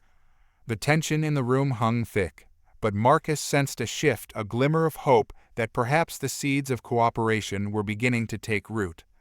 Let us entertain this proposal, Clintor finally said, breaking the silence. But we must establish parameters that protect our interests. Agreed, Thrax added, his tone slightly less confrontational. We shall not allow our territories to be compromised. The conversation slowly transitioned, with Marcus guiding the delegates through discussions of specific resources, trade routes, and mutual defense agreements. With each passing minute, the atmosphere shifted from hostility to cautious optimism. Hours passed, the negotiations evolving in ways Marcus had not anticipated. Just as he began to feel a sense of achievement, a sudden alert blared throughout the chamber, interrupting their dialogue. A red light flashed ominously on the holo display, and a voice crackled over the intercom. Emergency! Unidentified vessels approaching Earth's orbit. All personnel, prepare for lockdown. Marcus's heart sank. This was the last thing they needed. He turned to Howard, who had rushed into the room with a concerned expression. Sir, we have confirmation of Chorthaxian ships entering our atmosphere. They're not responding to hails, Howard reported, urgency lacing his voice. Thrax's expression morphed from irritation to anger, while Clintor's face darkened with apprehension. Why would they attack? Clintor demanded, turning to Marcus. You promised us safety. Marcus took a deep breath, the weight of responsibility heavy on his shoulders. I promise we will find out who is behind this, and I will do everything in my power to protect both delegations." "Your power may not be enough," Thrak hissed. With the threat looming, Marcus knew they had to act fast. They had come too far to let this derail their efforts for peace.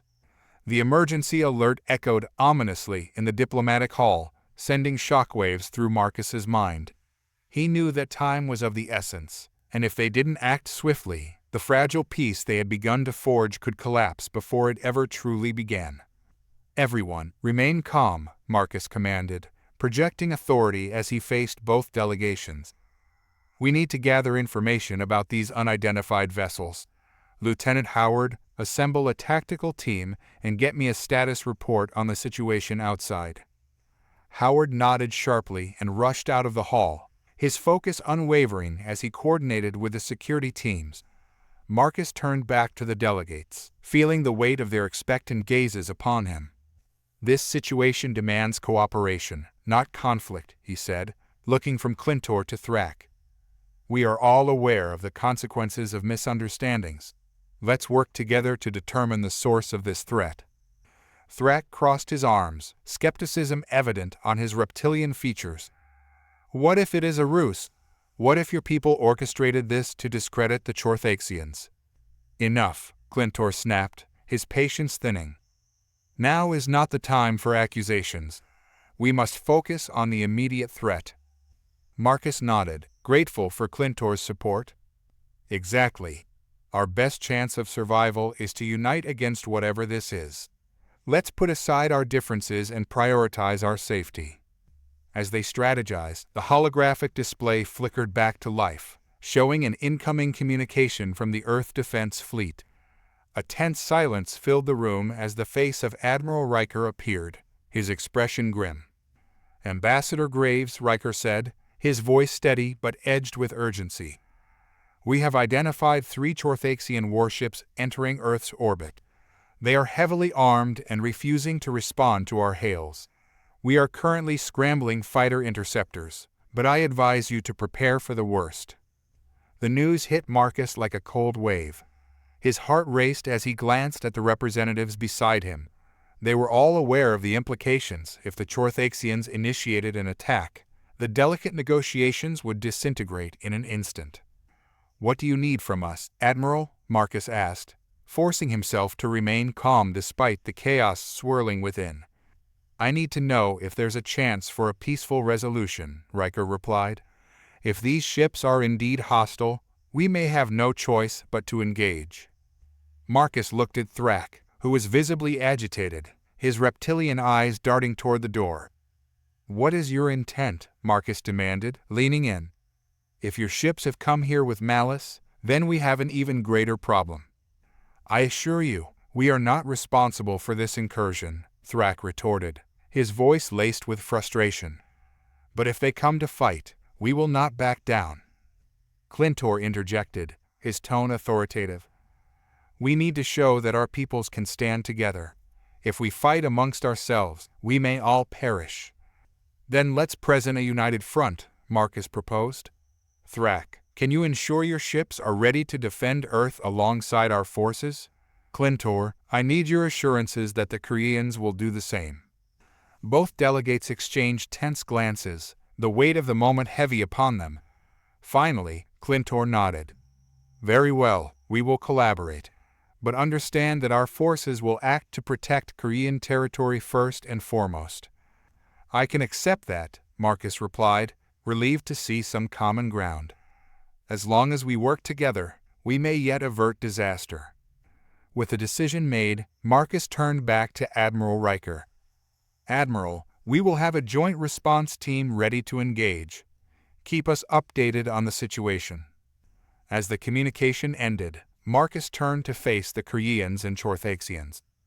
"We have a chance to show the galaxy that we can rise above our past grievances. This is our moment to demonstrate strength through unity. Let us see if the Chorthaxians can indeed be trusted in battle," Clintor replied, his tone cautious yet resolute. Thrak remained silent, his gaze fixed on the door, as if he could will the approaching ships away. The minutes stretched into eternity as they awaited the next update. Marcus paced the room, his mind racing through possible strategies and scenarios. He knew they needed to prepare for any eventuality, whether it was an attack or an unexpected call for peace. Finally, Howard returned, breathless. "Sir, the fighter interceptors are en route to intercept the Chorthaxian warships. They're broadcasting a warning message, but there's still no response from the enemy." "Good work, Lieutenant. Keep the pressure on them," Marcus instructed, feeling the tension ramping up. "We need to be ready for anything. Prepare the conference room for an emergency session if we need to make decisions quickly." As they worked, a loud alarm blared, signaling an imminent threat. The lights flickered, and a voice echoed through the chamber. "All personnel, prepare for potential combat conditions." Marcus's heart raced. "They've crossed into our airspace. We need to ensure the safety of the delegations." He glanced at Clintor and Thrak, determination burning in his eyes. "Are we ready to defend each other, no matter the outcome?" The two leaders exchanged glances before nodding in unison. "For peace," Clintor affirmed, and Thrak added, "for our survival." With that, Marcus felt a surge of hope. Perhaps they could transcend their differences, at least long enough to confront this shared enemy. The screens flickered to life again, displaying tactical updates as the fighter interceptors engaged the approaching vessels. "We're detecting energy signatures," Howard reported. "It looks like they're charging weapons." "Prepare for evasive maneuvers," Marcus commanded, adrenaline coursing through his veins. "Keep our delegates safe. We will not let this lead to war." As the tension in the room escalated, the sound of distant explosions echoed through the air. The diplomatic complex trembled slightly, the very foundation shaking beneath their feet. "Get everyone to the safe room," Marcus shouted, taking charge as chaos erupted around them. "Now." With the delegates in tow, they sprinted through the hallways, the urgency of the moment propelling them forward. Marcus could hear the distant sounds of conflict, a cacophony of explosions and alarms mixing together into a terrifying symphony. They reached the safe room, a reinforced area equipped for emergencies. Once inside, Marcus ensured the door was sealed tightly, his heart racing as he scanned the faces of the Keryian and Chorthaxian representatives. They were all on edge, their previous unity now overshadowed by the reality of their predicament. "We must remain calm," Marcus urged, stepping forward to address the group. "This is a test for all of us. We can choose to fight against each other or band together to face this common threat." Clintor nodded, his voice steady despite the chaos outside. "Let us remind ourselves of the importance of this moment. We cannot let fear dictate our actions." "Agreed," Thrak added, his expression serious. "We will protect our people, but it must be done in a manner that respects all parties involved." The atmosphere shifted as they spoke, a flicker of determination igniting within the group. They had not come this far to let fear or aggression take control. Just as they began to strategize, the doors burst open, and Howard rushed in, urgency etched across his features. "Sir, we've intercepted communications from the Chorthaxians. They're claiming they were not the ones who initiated the attack." The revelation sent a wave of shock through the room. "What?" Marcus exclaimed, leaning closer. "Who, then, is responsible?"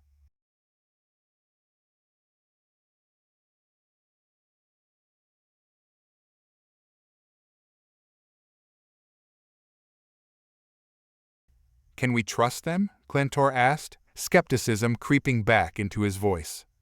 "Trust is a luxury we can't afford right now," Marcus said, weighing his options. "But if we can find out the truth behind this attack, we might yet avert disaster." The atmosphere in the safe room was tense, charged with a mixture of fear and determination as Marcus turned to his fellow diplomats. "We can't ignore this potential threat. We need to communicate with the Chorthaxians and ascertain the truth behind these rogue factions. If they're truly innocent, we can use this to our advantage." "Very well," Clintor agreed, his tone resolute. "But we must remain vigilant. If this faction exists, they may strike again."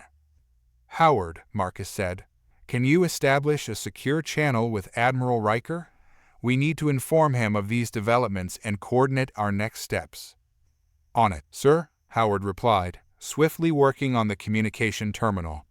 The low hum of machinery filled the room as everyone awaited the next update. While we wait, Marcus said, addressing Clintor and Thrak, let's consider our options. If we can prove the existence of these rogue elements, we can present a united front to the Galactic Senate, showing that we are not merely at odds but can overcome external threats together. Thrak nodded slowly, still visibly uneasy. If what the Chorthaxians claim is true, we must tread carefully. We don't want to appear weak in front of our people. Strength isn't just about firepower. It's about unity and collaboration, Marcus countered, feeling the weight of their discussions pressing on him. We can leverage this moment to highlight our commitment to peace. The terminal buzzed, and Howard looked up, his expression serious. I've got Admiral Riker on the line.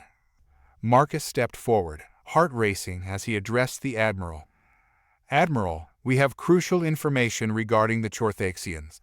They claim there's a rogue faction attempting to undermine our negotiations. Is that so? Riker responded, skepticism evident in his tone. What proof do you have?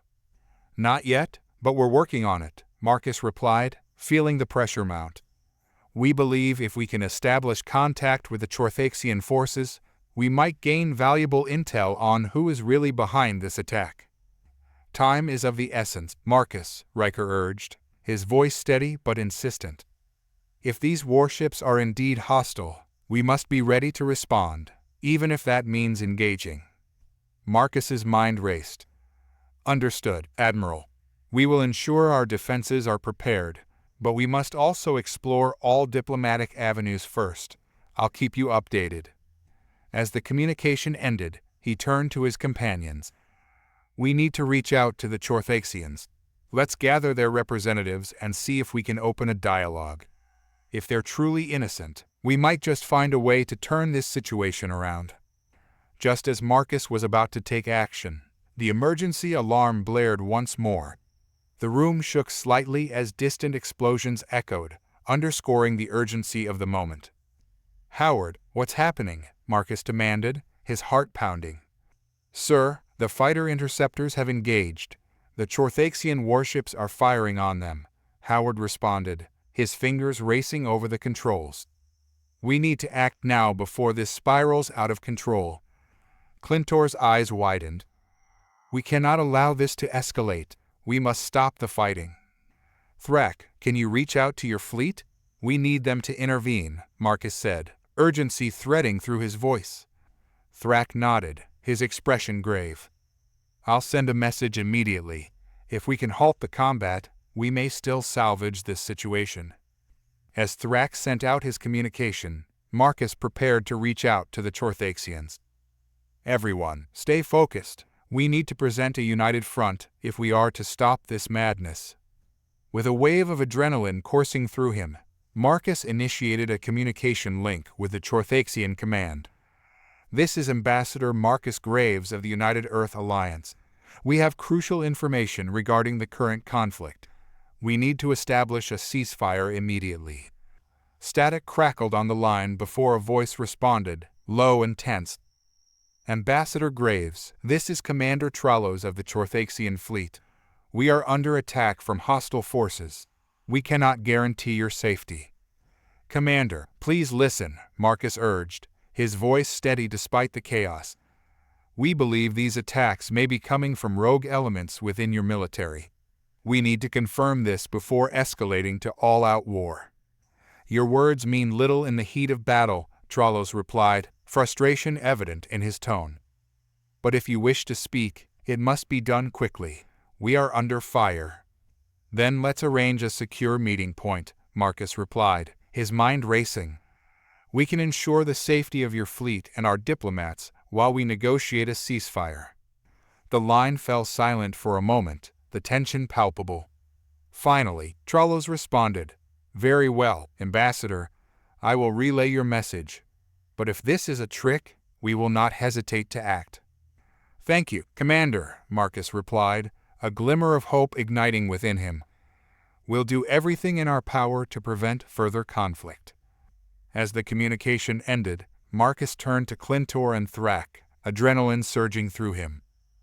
"We've got a chance to stop this before it gets worse. We need to coordinate with our fleets and get everyone to safety." "Then let's move quickly," Clintor said, his demeanor shifting to a determined focus. "We cannot afford to lose any more lives." With that, the three diplomats sprang into action, each knowing that their choices in the next few moments could shape the future of their peoples. As they raced through the hallways, Marcus couldn't shake the feeling that they were teetering on the brink of a greater conflict, one that could either unite their species or plunge them into darkness. Reaching the command center, Marcus stood before a massive tactical display, showing the positions of all ships involved.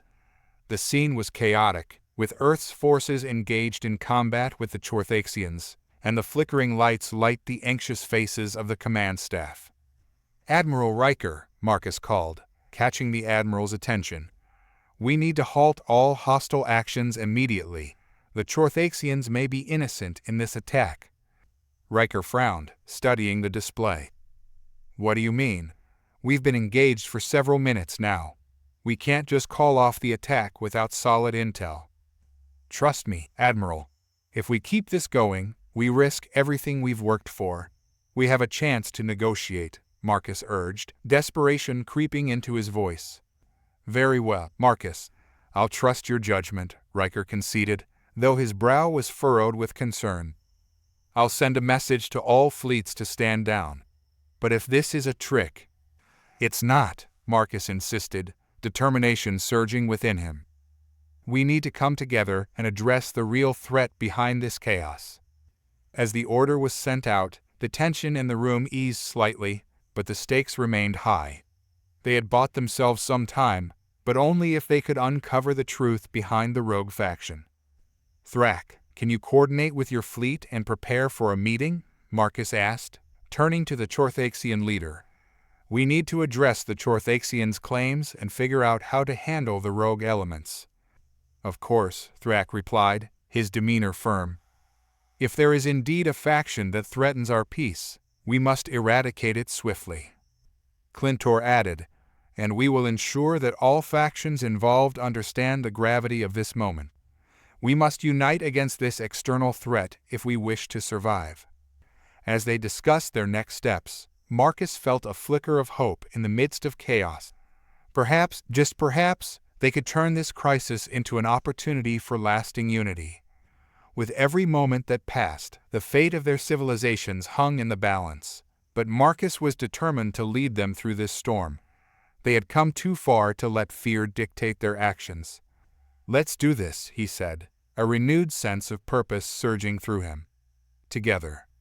In the sprawling halls of the Galactic Senate, where the air crackled with tension, I found myself standing in front of the vast council chamber, a place where hope and despair intertwined like vines around a collapsing structure. The grand domed ceiling loomed above, adorned with luminescent crystals that flickered as if echoing the anxiety thrumming through me. Just weeks ago, we had celebrated a monumental diplomatic breakthrough with the Chorthaxians, but peace felt more fragile than ever. The noise of discussions, debates, and heated arguments echoed around me. It was almost deafening, a cacophony of voices that reflected the turmoil within the Senate. As I turned to face my fellow diplomats, I caught sight of L'Oreal, her blue skin glistening under the chamber lights, the Chorthaxian ambassador. Her sharp gaze swept the room, revealing the unspoken fear behind her composed facade. "We need to act quickly, Marcus," she said, her voice low but urgent, just audible above the chaos. "There are whispers of a faction within the Senate that seeks to undermine our treaty." I nodded, feeling a knot of dread tightening in my stomach. "Do you have any leads?" "Only rumors. They speak of a shadowy group calling themselves the true guardians of the galaxy. They believe that our alliance is a betrayal of our peoples." The implications of her words sent chills down my spine. A rogue faction threatening the very peace we had fought so hard to achieve could spiral into chaos. I couldn't let that happen. "Then we need to gather intelligence," I replied, determination igniting within me. We'll need to find out who's involved and stop them before they can act. With our plan in place, we slipped out of the main chamber and into the labyrinthine corridors of the Senate building. I could feel the weight of responsibility bearing down on my shoulders. The fate of our diplomatic efforts hung in the balance. We had to navigate not only the complexities of interstellar politics, but also the darkness that lurked within the hearts of those who feared change. As we approached the Senate's data archives, a resource that contained vast amounts of intelligence on various factions and races, a sudden commotion erupted down the hall. Laurel and I exchanged glances, instinctively moving closer together as the sound of raised voices and shouts echoed through the corridors. "We cannot let these traitors undermine our traditions," a voice roared, laced with anger. "They will pay for their treachery."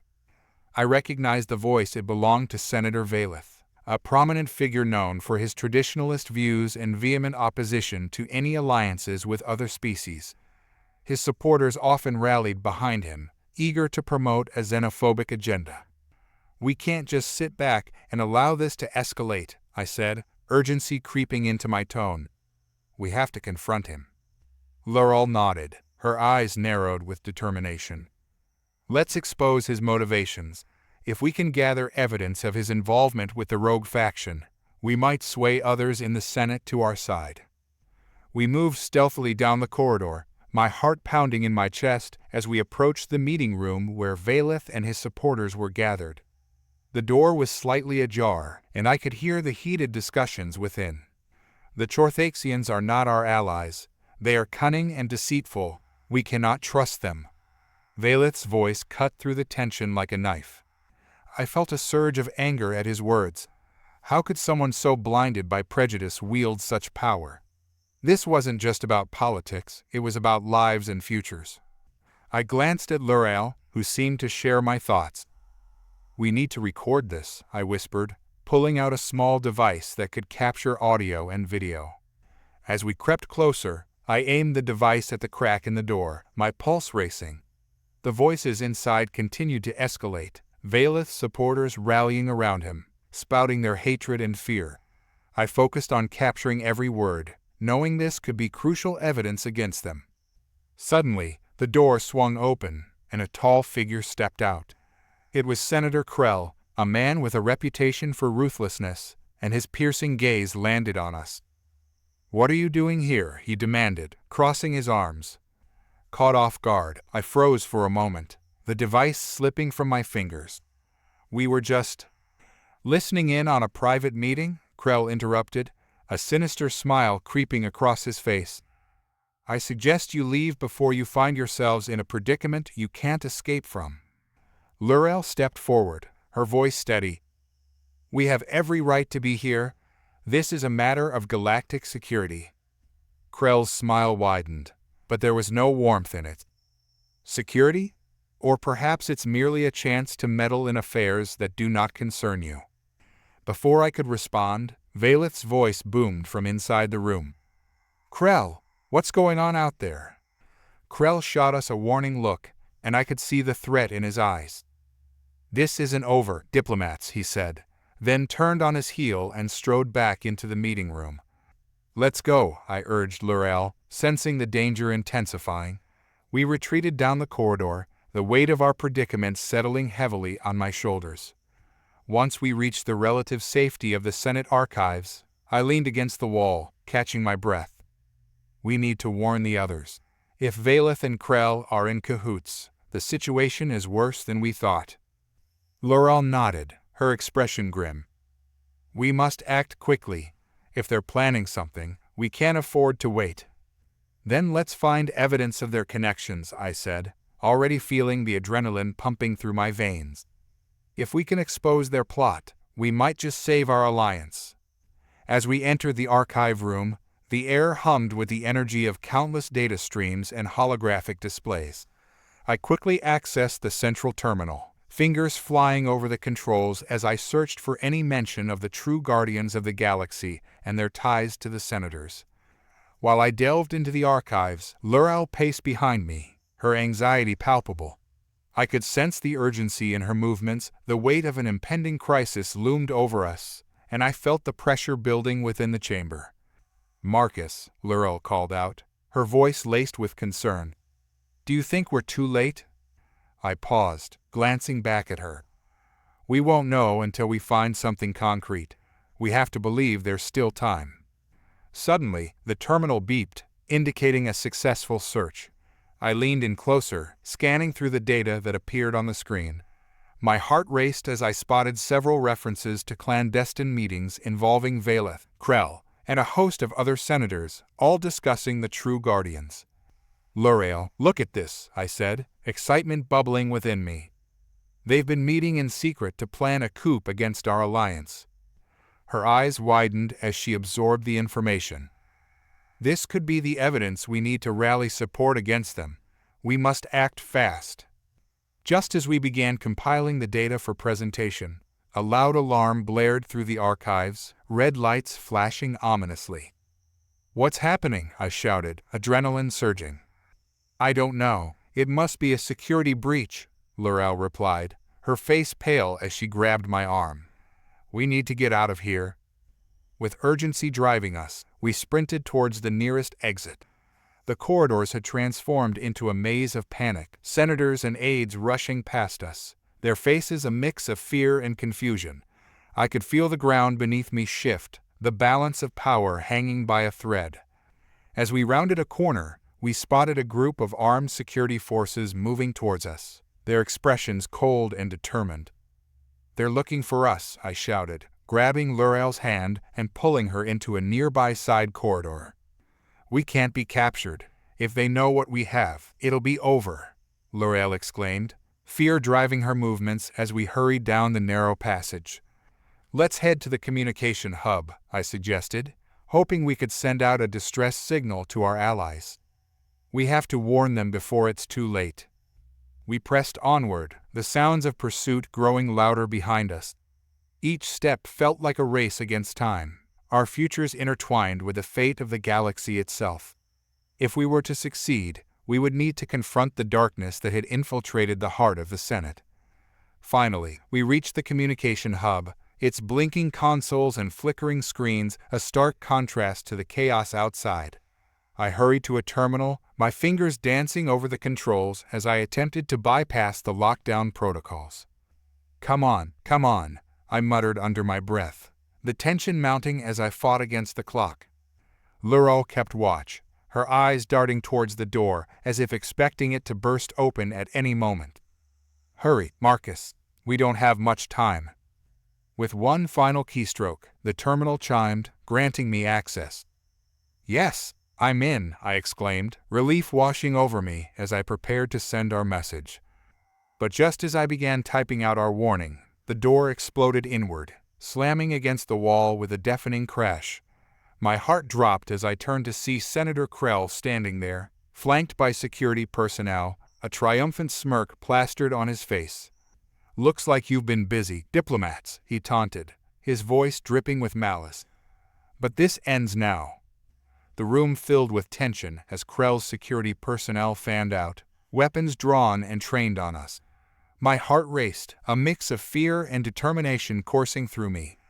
This was it. We had no more time to waste. I had to think fast. "Marcus," Laurel whispered, urgency lacing her tone. "We can't let them take the evidence." With adrenaline surging through me, I glanced around the communication hub, my mind racing for a plan. "We need to create a diversion," I said, my eyes landing on a terminal filled with blinking lights. "If I can overload the system, it might cause a temporary blackout." Laurel's eyes widened in realization. "That could give us the time we need to escape."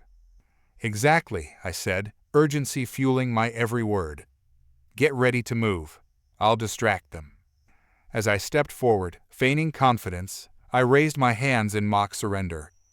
"All right, Krell, what's your plan? You think you can just silence us and sweep this under the rug?" Krell's smirk widened, his arrogance palpable. "Oh, I don't just plan to silence you. I intend to expose your treachery and destroy your precious alliance in the process. Your betrayal will be the end of you." Betrayal? The only betrayal here is yours, I shot back, my voice steady despite the chaos surrounding us.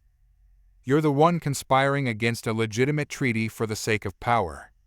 The guards hesitated, confusion flickering in their eyes as they exchanged glances. It was the crack I needed to exploit. Are you really willing to be a pawn in Krell's game? I pressed, my voice rising. He'll throw you aside the moment you cease to be useful. L'Oreal, sensing my opening, stepped forward. You have a choice. We have evidence that could bring this entire conspiracy to light. If you arrest us, you will be complicit in Krell's betrayal. Krell's expression darkened, and I could sense the shift in the atmosphere.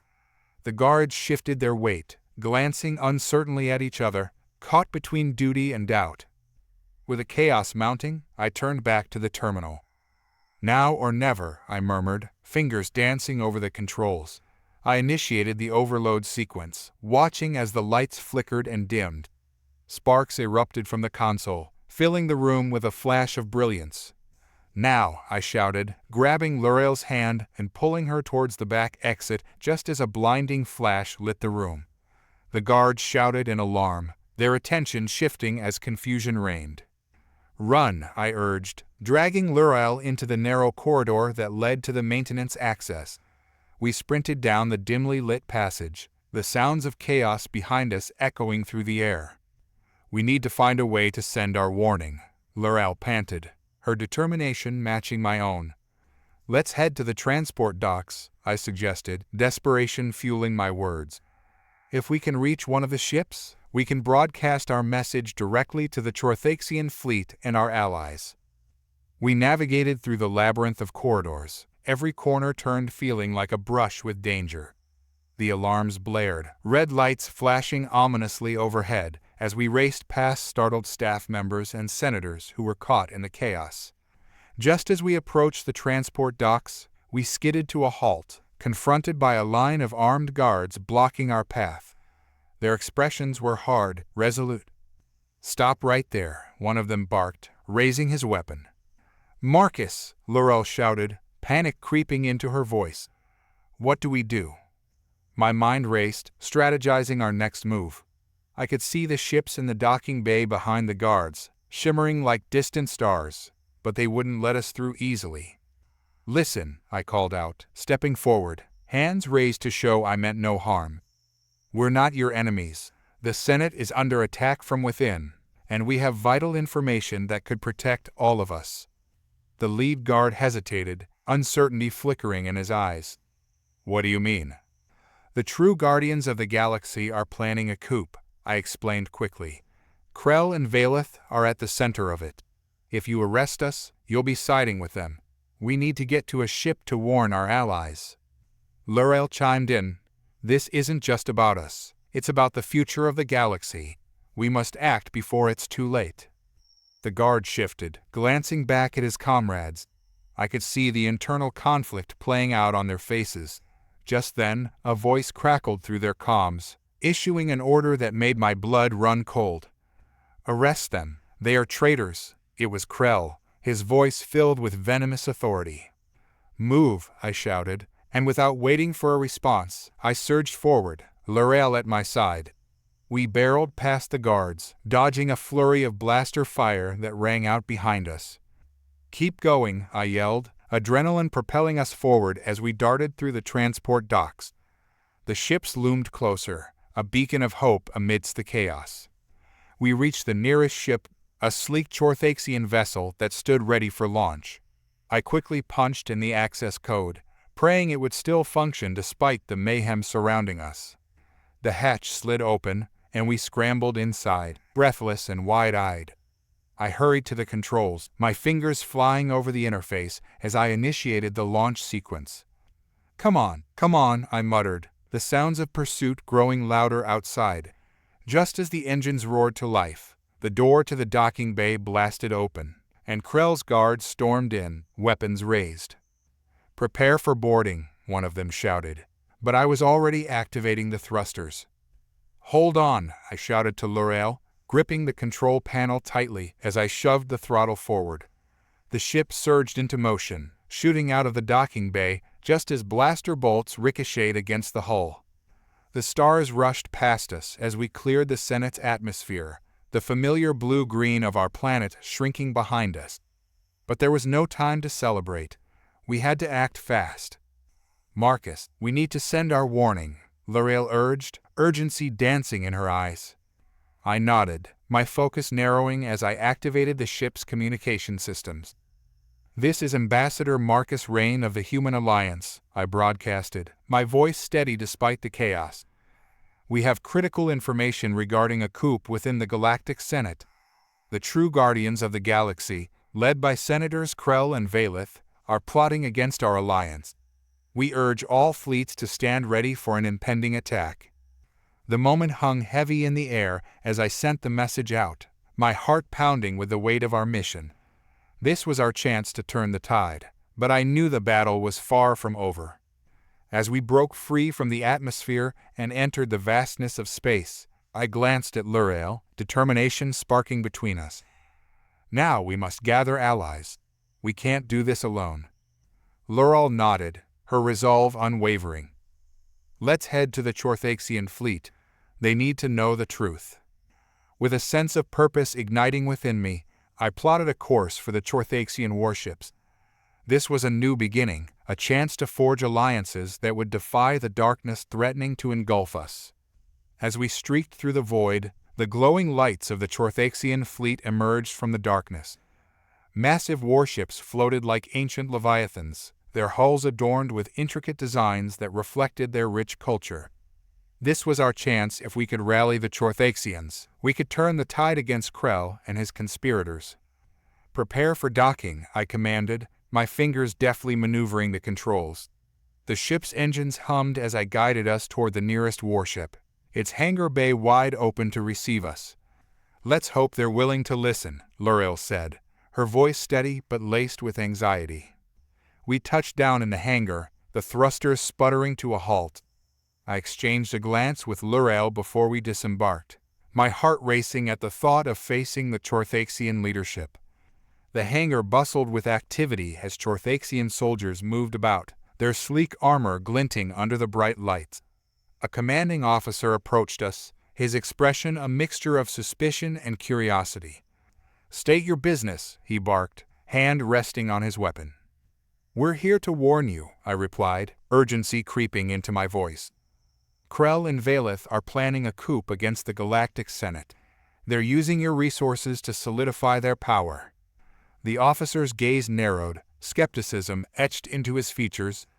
"And why should we believe you, human? You are known for your deception." L'Oreal stepped forward, her own determination shining through.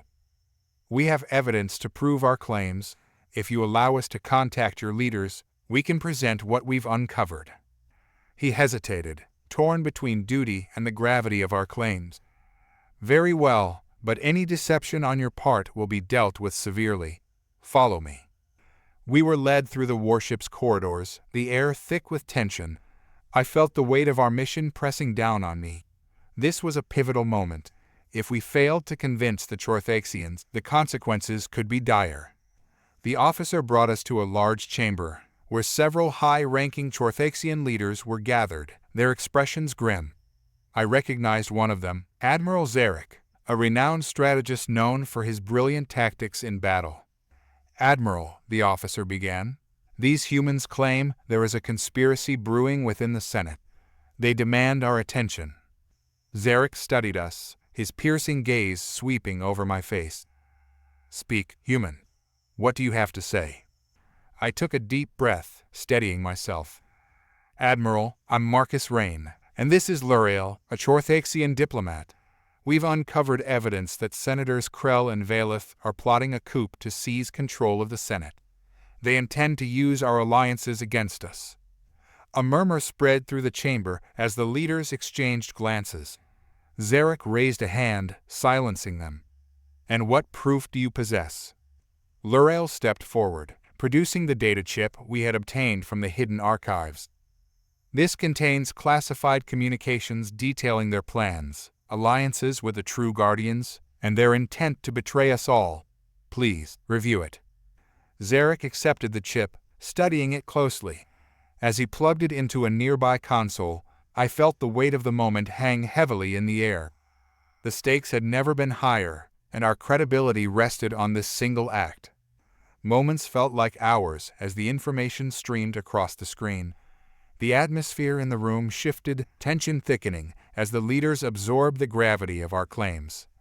"This is treasonous," Zarek finally said, his voice low. "If what you say is true, the consequences will be dire."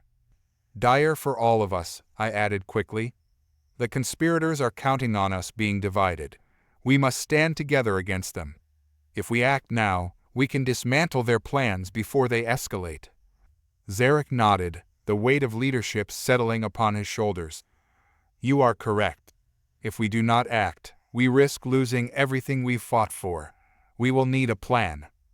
The leaders engaged in heated discussions, strategizing our next steps. I felt a surge of hope, knowing that we were forging an alliance that could withstand the storm brewing on the horizon. After what felt like an eternity, Zarek turned back to us, resolve etched into his features. "We will send a message to our fleets, urging them to prepare for action. But we must also confront Krell directly. It is time to expose his treachery to the Senate." "Confronting him will be dangerous," I cautioned. "He'll have security everywhere. We need to be strategic." Zarek's eyes gleamed with determination. "We will not act recklessly. I will assemble a task force to gather intelligence on Krell's movements. We must find a way to outsmart him before he strikes." Lurel and I exchanged a glance, hope blooming in my chest. "Thank you, Admiral," I said. "Together, we can bring this conspiracy to light." "Prepare yourselves," Zarek instructed, summoning his officers. "We will act swiftly. Trust in our strength." As the leaders began making their plans, Lurel turned to me, her eyes shining with determination. "This could be the turning point we need." I nodded, feeling the weight of our mission. "But we must remain vigilant. Krell won't go down without a fight." The Chorthaxian fleet was a sight to behold as we prepared to depart. Massive ships floated silently in the cold expanse of space, their sleek designs a testament to their civilization's prowess in engineering and warfare. I stood alongside Lurel in the hangar bay, where the air hummed with the anticipation of what was to come. "Are you ready?" Lurel asked, her voice steady despite the anxiety I sensed beneath it. I nodded, knowing that our fates were intertwined with the success of our mission. "More than ever," I replied. "If we can expose Krell, we can shift the balance of power in the Senate. But we need to be strategic. We can't rush in blindly." With a nod, she clasped my shoulder. "Then let's make every moment count." As we boarded our ship, I felt the familiar rush of adrenaline course through my veins. The engines roared to life, vibrating beneath us as we initiated our launch sequence. The ship soared through the hangar's opening, and I marveled at the sight of the fleet arrayed before us, ready to engage. "Marcus, we've received intel on Krell's movements," Zarek's voice crackled over the comms. "He's scheduled to address the Senate in a few hours. We need to act fast if we want to gather more evidence before he spins his narrative." I leaned forward, determination hardening my resolve. "Understood. Lurel and I will work on infiltrating the Senate. We need to find a way to gather intel on Krell's allies and the extent of his betrayal." "Good. I'll coordinate with the fleet and ensure we have a quick exit strategy if things go sideways," Zarek replied. "Time is of the essence. Good luck." As the stars streaked by, I felt a mix of excitement and fear. This was it. The moment we had been preparing for. If we played our cards right, we could change the course of our history. "Approaching the Senate," Lurel announced, her fingers deftly manipulating the ship's controls. The grandeur of the Senate's capital ship loomed ahead, an imposing structure adorned with holographic displays and architectural beauty. "Let's find a way in," I said, scanning the surroundings for potential entry points. We docked in a concealed bay, and I grabbed my gear, a small toolkit of hacking devices and communication scramblers. We need to move quickly and quietly. As we disembarked, I felt the gravity of our surroundings weigh heavily on my shoulders. The Senate building was filled with officials and representatives from countless species. Their voices echoed through the hallways, a cacophony of political banter. "Stay close," I instructed L'Oreal as we navigated the winding corridors. The architecture was breathtaking, a blend of alien artistry that emphasized the grandeur of interstellar governance. But beneath that beauty lurked the stench of betrayal. "Over there," L'Oreal whispered, pointing to a doorway marked with a security seal. "That's Krell's office. If we can get in, we might find more evidence." I nodded, urgency driving me forward. We approached the door, and I quickly set to work on the lock, bypassing the security protocols. The mechanism clicked open, and I gestured for L'Oreal to enter first.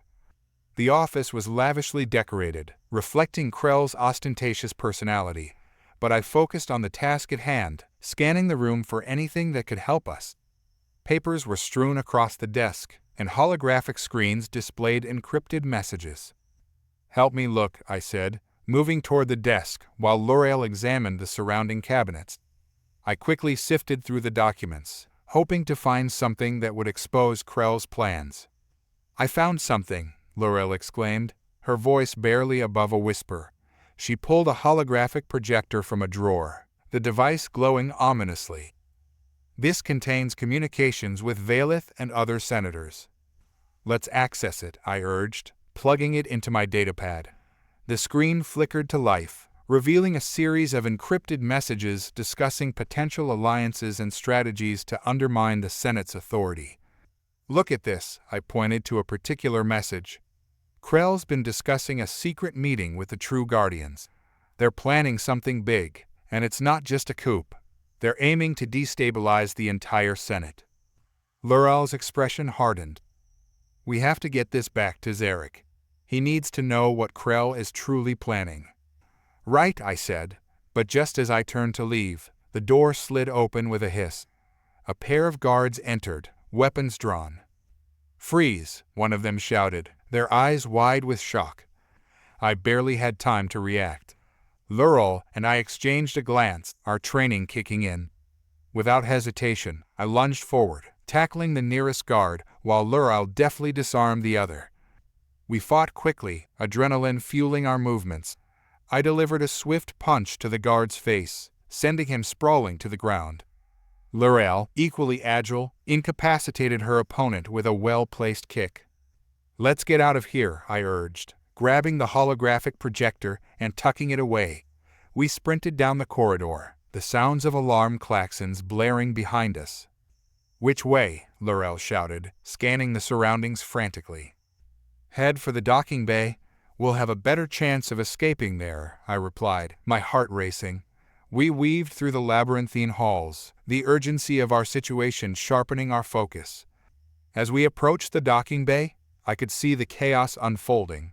Officials were scrambling, and guards were mobilizing, but we pushed through the confusion, determined to reach our ship. "Almost there," L'Oreal exclaimed, urging me onward. Just as we reached the exit, a blast of energy crackled past us, narrowly missing my shoulder. "Get to the ship," I yelled, shoving L'Oreal forward. I turned, raising my weapon and returning fire at the advancing guards. Energy bolts light the bay, creating a chaotic dance of light and sound. I ducked behind a nearby console, taking cover as the guards closed in. "L'Oreal, keep moving. I'll hold them off." "No, I'm not leaving you," she shouted, her voice fierce. Before I could argue, she produced a small device from her pocket. "This will give us an edge." She activated it, and a blinding flash engulfed the area, disorienting the guards. "Go," I shouted, using the distraction to leap from my cover and sprint toward the ship. I dove into the cockpit, frantically activating the controls. "Get in," I called, and L'Oreal quickly followed, sliding into the seat beside me. "Let's get out of here," she said, breathless but determined. As I initiated the launch sequence, the ship shuddered to life. The cockpit filled with the roaring sound of engines as we shot into the void, narrowly escaping the clutches of the guards. "Status report," I demanded, focusing on our trajectory as we navigated away from the chaos of the Senate. "We're clear. But we need to get back to the fleet, Laurel replied, her fingers dancing over the controls. I'll set a course now. As the ship sped through space, I felt a wave of relief wash over me. We did it, I breathed. We've got the evidence. Now, we just need to ensure it gets to the right hands. Laurel nodded, her expression grave. But Krell won't take this lightly. He'll come after us. Then we'll be ready, I replied, determination settling in my gut. We had faced the darkness and emerged victorious, but the true battle was yet to come. The stars blurred into streaks of light as our ship, the Lynx, hurtled away from the Senate. The adrenaline from our escape still coursed through my veins, but I knew we couldn't afford to celebrate just yet. Krell wouldn't let this betrayal go unpunished, and I had no doubt he was already plotting his next move. Zarek's going to want to know what we found, I said, tapping my fingers against the control panel. He needs to prepare the fleet for whatever Krell has planned. Laurel nodded, her focus unwavering as she monitored our surroundings. I'll patch us through to him. Hopefully, we can get a secure channel before Krell's people track us. I watched as she worked, her brow furrowed in concentration. I admired her composure. She had grown into a formidable ally, and I couldn't imagine doing this without her. Just as I was about to speak again, the screen flickered to life, and Zarek's face appeared. Marcus, Laurel, I was starting to get worried. What's your status? His voice was urgent, a hint of relief washing over his features upon seeing us. We've got the evidence, I said, cutting to the chase. Krell is working with the true Guardians to destabilize the Senate. They're planning something massive, and we need to act fast. Zarek's expression darkened. This is worse than I thought. We need to expose him before he can strike. Do you have the data? Right here, Laurel said, holding up the holographic projector. We'll send it to you, but we might not have much time before Krell realizes we're missing. Understood? I'll get this to the Council. We need to rally our allies and prepare for a counter-strategy, Zarek replied, his voice steady despite the weight of the situation. But I want you both to return to the fleet immediately. We'll need all hands on deck for what's coming. On our way, I confirmed, cutting the transmission. Laurel and I exchanged a glance, our minds racing with the implications of our findings. As we charted a course back to the fleet, I felt a tension building in the pit of my stomach. It was one thing to gather information. It was another to turn that knowledge into action. I knew that Krell was ruthless and would stop at nothing to maintain his grip on power. Are you ready for this? Laurel asked, her voice softening. This is going to be a turning point for both our peoples. I have to be, I replied, forcing myself to stay focused. We've come too far to back down now. We're in this together. With that, we resumed our course, the void of space stretching before us like an endless expanse of possibility. But the calm wouldn't last. As we approached the fleet's location, the sensors began to blare an alarm. What's happening? I shouted, my heart racing.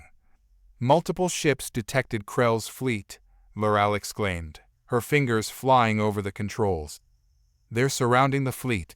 We need to warn them. I quickly rerouted communications. Zarek, do you copy? We've got incoming. Krell's fleet is closing in fast. Copy that. We're preparing for engagement. Zarek's voice came through the comms, but the connection crackled with interference. We need to get the civilians to safety. Laurel, we have to assist the fleet.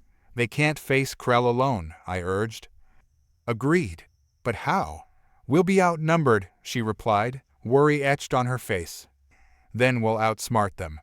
We can use the Lynx's stealth capabilities. We can flank Krell's ships and provide cover for the fleet. They'll never see us coming, I suggested, adrenaline fueling my resolve. Right, let's do it, Laurel nodded, setting our ship's systems into stealth mode. The Lynx became a silent shadow in the void, slipping through the chaos of the impending battle. As we maneuvered closer, I could see the Chorthaxian fleet preparing to engage. Their ships were beautiful and deadly, and I felt a surge of pride to stand alongside them in this fight. Target the nearest Krell ship, I instructed. We need to create a diversion. Locked on, Laurel confirmed, her hands steady as she prepared the weapon systems. Ready on your mark. Now, I shouted, and in an instant, the Lynx unleashed a volley of laser fire, striking the nearest Krell ship and igniting chaos in their ranks. Nice shot, Laurel grinned, her excitement infectious. Let's keep the pressure on, I said, guiding our ship through the skirmish. We danced between enemy vessels, striking at key targets while staying out of their line of fire. But the battle was far from won. Krell's forces regrouped quickly, and soon our stealth advantage began to dwindle.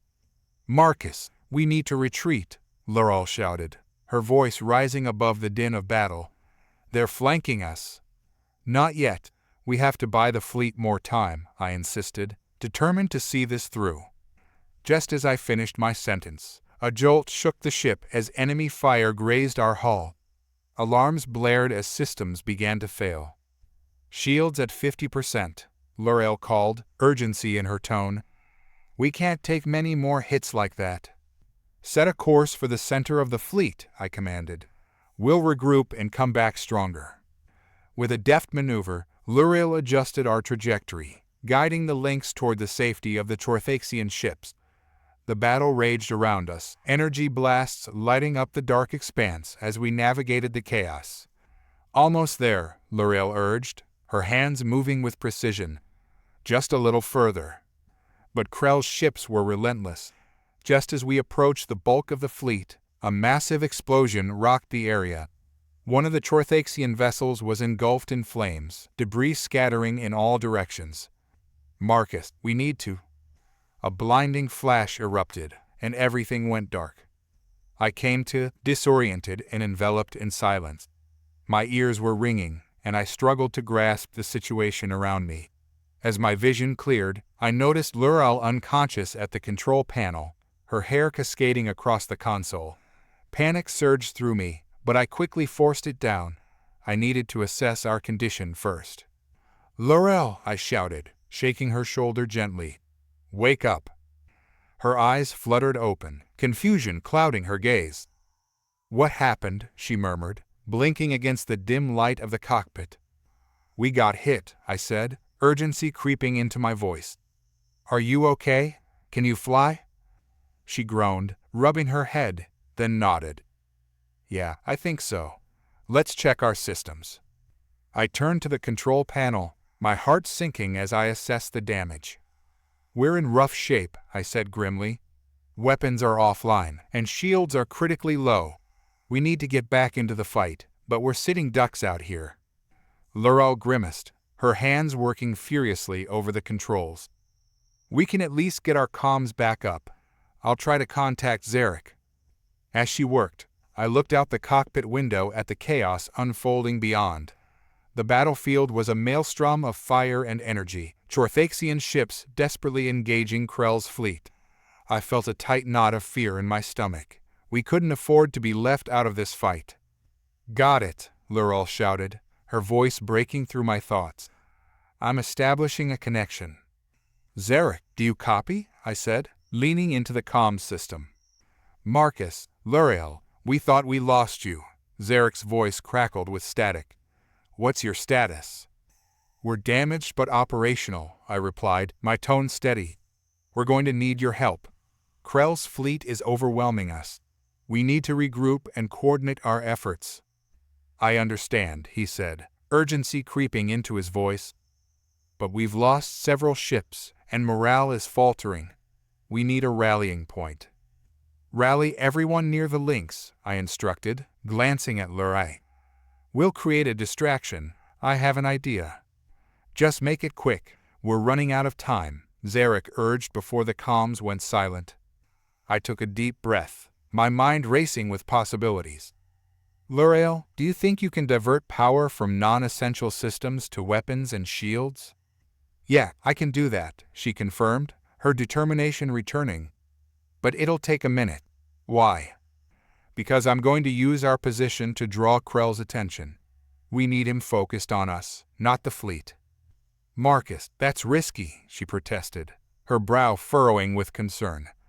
I know, but we don't have a choice. If we don't do something now, we'll lose everything, I insisted, my resolve hardening. I need you to be ready when I give the signal. Fine, Laurel said, her voice steadying. Just promise me you'll be careful. I promise, I replied, giving her a reassuring nod before turning my attention back to the cockpit. I adjusted the ship's sensors, tracking Krell's fleet movements. I could see the nearest Krell ship, a massive vessel bristling with weapons, locking onto the Chorthaxian forces. I gritted my teeth, knowing that if I timed this right, I could disrupt their formation and create a gap for the fleet to exploit. Laurel, how much longer? I asked, anxiety creeping in as I watched the chaos unfold. Almost there, she said, her fingers dancing across the controls. Just a few more seconds. I steadied myself, eyes focused on the Krell ship, adrenaline coursing through my veins. Now or never, I muttered, flipping a switch to activate our remaining weapons. Ready, Laurel shouted, her eyes alight with determination. Okay, here we go. I piloted the Lynx straight into the fray, thrusting forward and unleashing a barrage of energy blasts at the nearest Krell ship. Explosions erupted, showering debris in all directions. Targeting systems online, Laurel exclaimed, her voice steady even as the ship rocked from enemy fire. I'm locking onto their weapon systems. Do it. Hit them hard, I urged, maneuvering the Lynx to dodge incoming blasts as Laurel unleashed our weapons on the Krell ship. The energy beam struck true, damaging their weapons array. Krell's forces scrambled, confusion erupting in their ranks. This was our chance. Now, rally the fleet, I shouted into the comms. Everyone, converge on our position. We're drawing their fire. Zarek's voice came back, filled with renewed energy. Copy that. We're coming in hot. As the Chorthaxian ships rallied around us, the tide began to shift. Our forces struck hard, capitalizing on the chaos I had created. I could see the Krell ships faltering, their formations breaking apart. Keep the pressure on, I yelled, urging Laurel to focus on their flanks. Just when it seemed like we might have a fighting chance, an ominous rumble echoed through the cockpit. A massive Krell warship emerged from the shadows, its dark silhouette blocking out the stars. Marcus, that ship wasn't in the initial readings, Laurel shouted, her voice laced with panic. We need to retreat. Not yet, I barked back, my eyes narrowing. We have to finish this fight. Krell won't stop until he has total control. Then we make sure he doesn't have a chance, Laurel said, a fierce light igniting in her eyes. With a burst of determination, we pressed forward, the Lynx weaving through the melee as we headed straight for Krell's flagship. I could see the crew scrambling to respond, but I was ready for this. We dropped into the ship's shadow, our sensors buzzing with the intensity of the moment. Prepare to breach their hull, I instructed, adrenaline coursing through me. Doing it now, Laurel confirmed, her hands a blur as she adjusted our weapons. With a deafening boom, the Lynx blasted a hole in the side of Krell's flagship, forcing our way through the chaos. We raced into the heart of the ship, our hearts pounding with the thrill of the unknown. We're in, I said, my voice steady. Let's find Krell. As we moved through the dimly lit corridors, alarms blared and chaos reigned around us. We navigated the ship, our goal clear. Krell needed to be stopped, and we were the ones to do it. There, Laurel shouted, pointing to a door that led to the command center. We burst through, weapons raised, only to find Krell seated at the center, an arrogant smile plastered across his face. Ah, the humans, he sneered.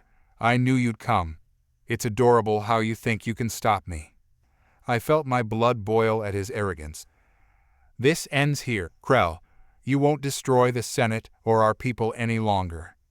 He chuckled, the sound cold and devoid of warmth. You think you can change anything? My plans are already in motion, and soon the galaxy will be mine. Not if we have anything to say about it, I shot back, leveling my weapon at him. Surrender, or we'll make sure you regret this. Foolish boy, Krell spat, pressing a button on his console. You're too late. Suddenly, the ship shook violently, and alarms blared as the self-destruct sequence initiated. "No," I yelled, realizing what he was doing. "Let's go," Laurel urged, grabbing my arm and pulling me toward the exit. We raced through the corridors, the ship collapsing around us. "Can we override the self-destruct?" I asked, urgency fueling my every step. "I'll try," Laurel shouted, her fingers flying over the controls as we sprinted toward the escape pods. "Just hurry," I called out, glancing behind us as the ship trembled with explosions. "Almost there," Laurel urged, a fierce determination in her eyes. Finally, she slammed a button, and the self-destruct sequence halted just as we reached the escape pods. "Get in," I shouted, pushing her toward one of the pods as I slid into the seat beside her. The pod launched away from the exploding flagship, propelling us into the depths of space. I watched as Krell's ship succumbed to the chaos, flames engulfing it as it erupted in a spectacular explosion. We floated in the escape pod, breathing heavily as the reality of our narrow escape washed over us. "We did it," I said, disbelief threading through my voice. Laurel smiled, relief flooding her features. "But it's not over yet. Krell's influence is still out there. We need to rally the Senate and ensure they're aware of what he was planning." I nodded, my resolve hardening. "And we will, together." As the stars glimmered around us, I felt a sense of purpose ignite within me.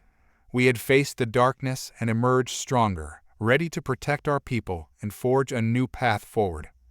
The galaxy was vast, and our journey was just beginning.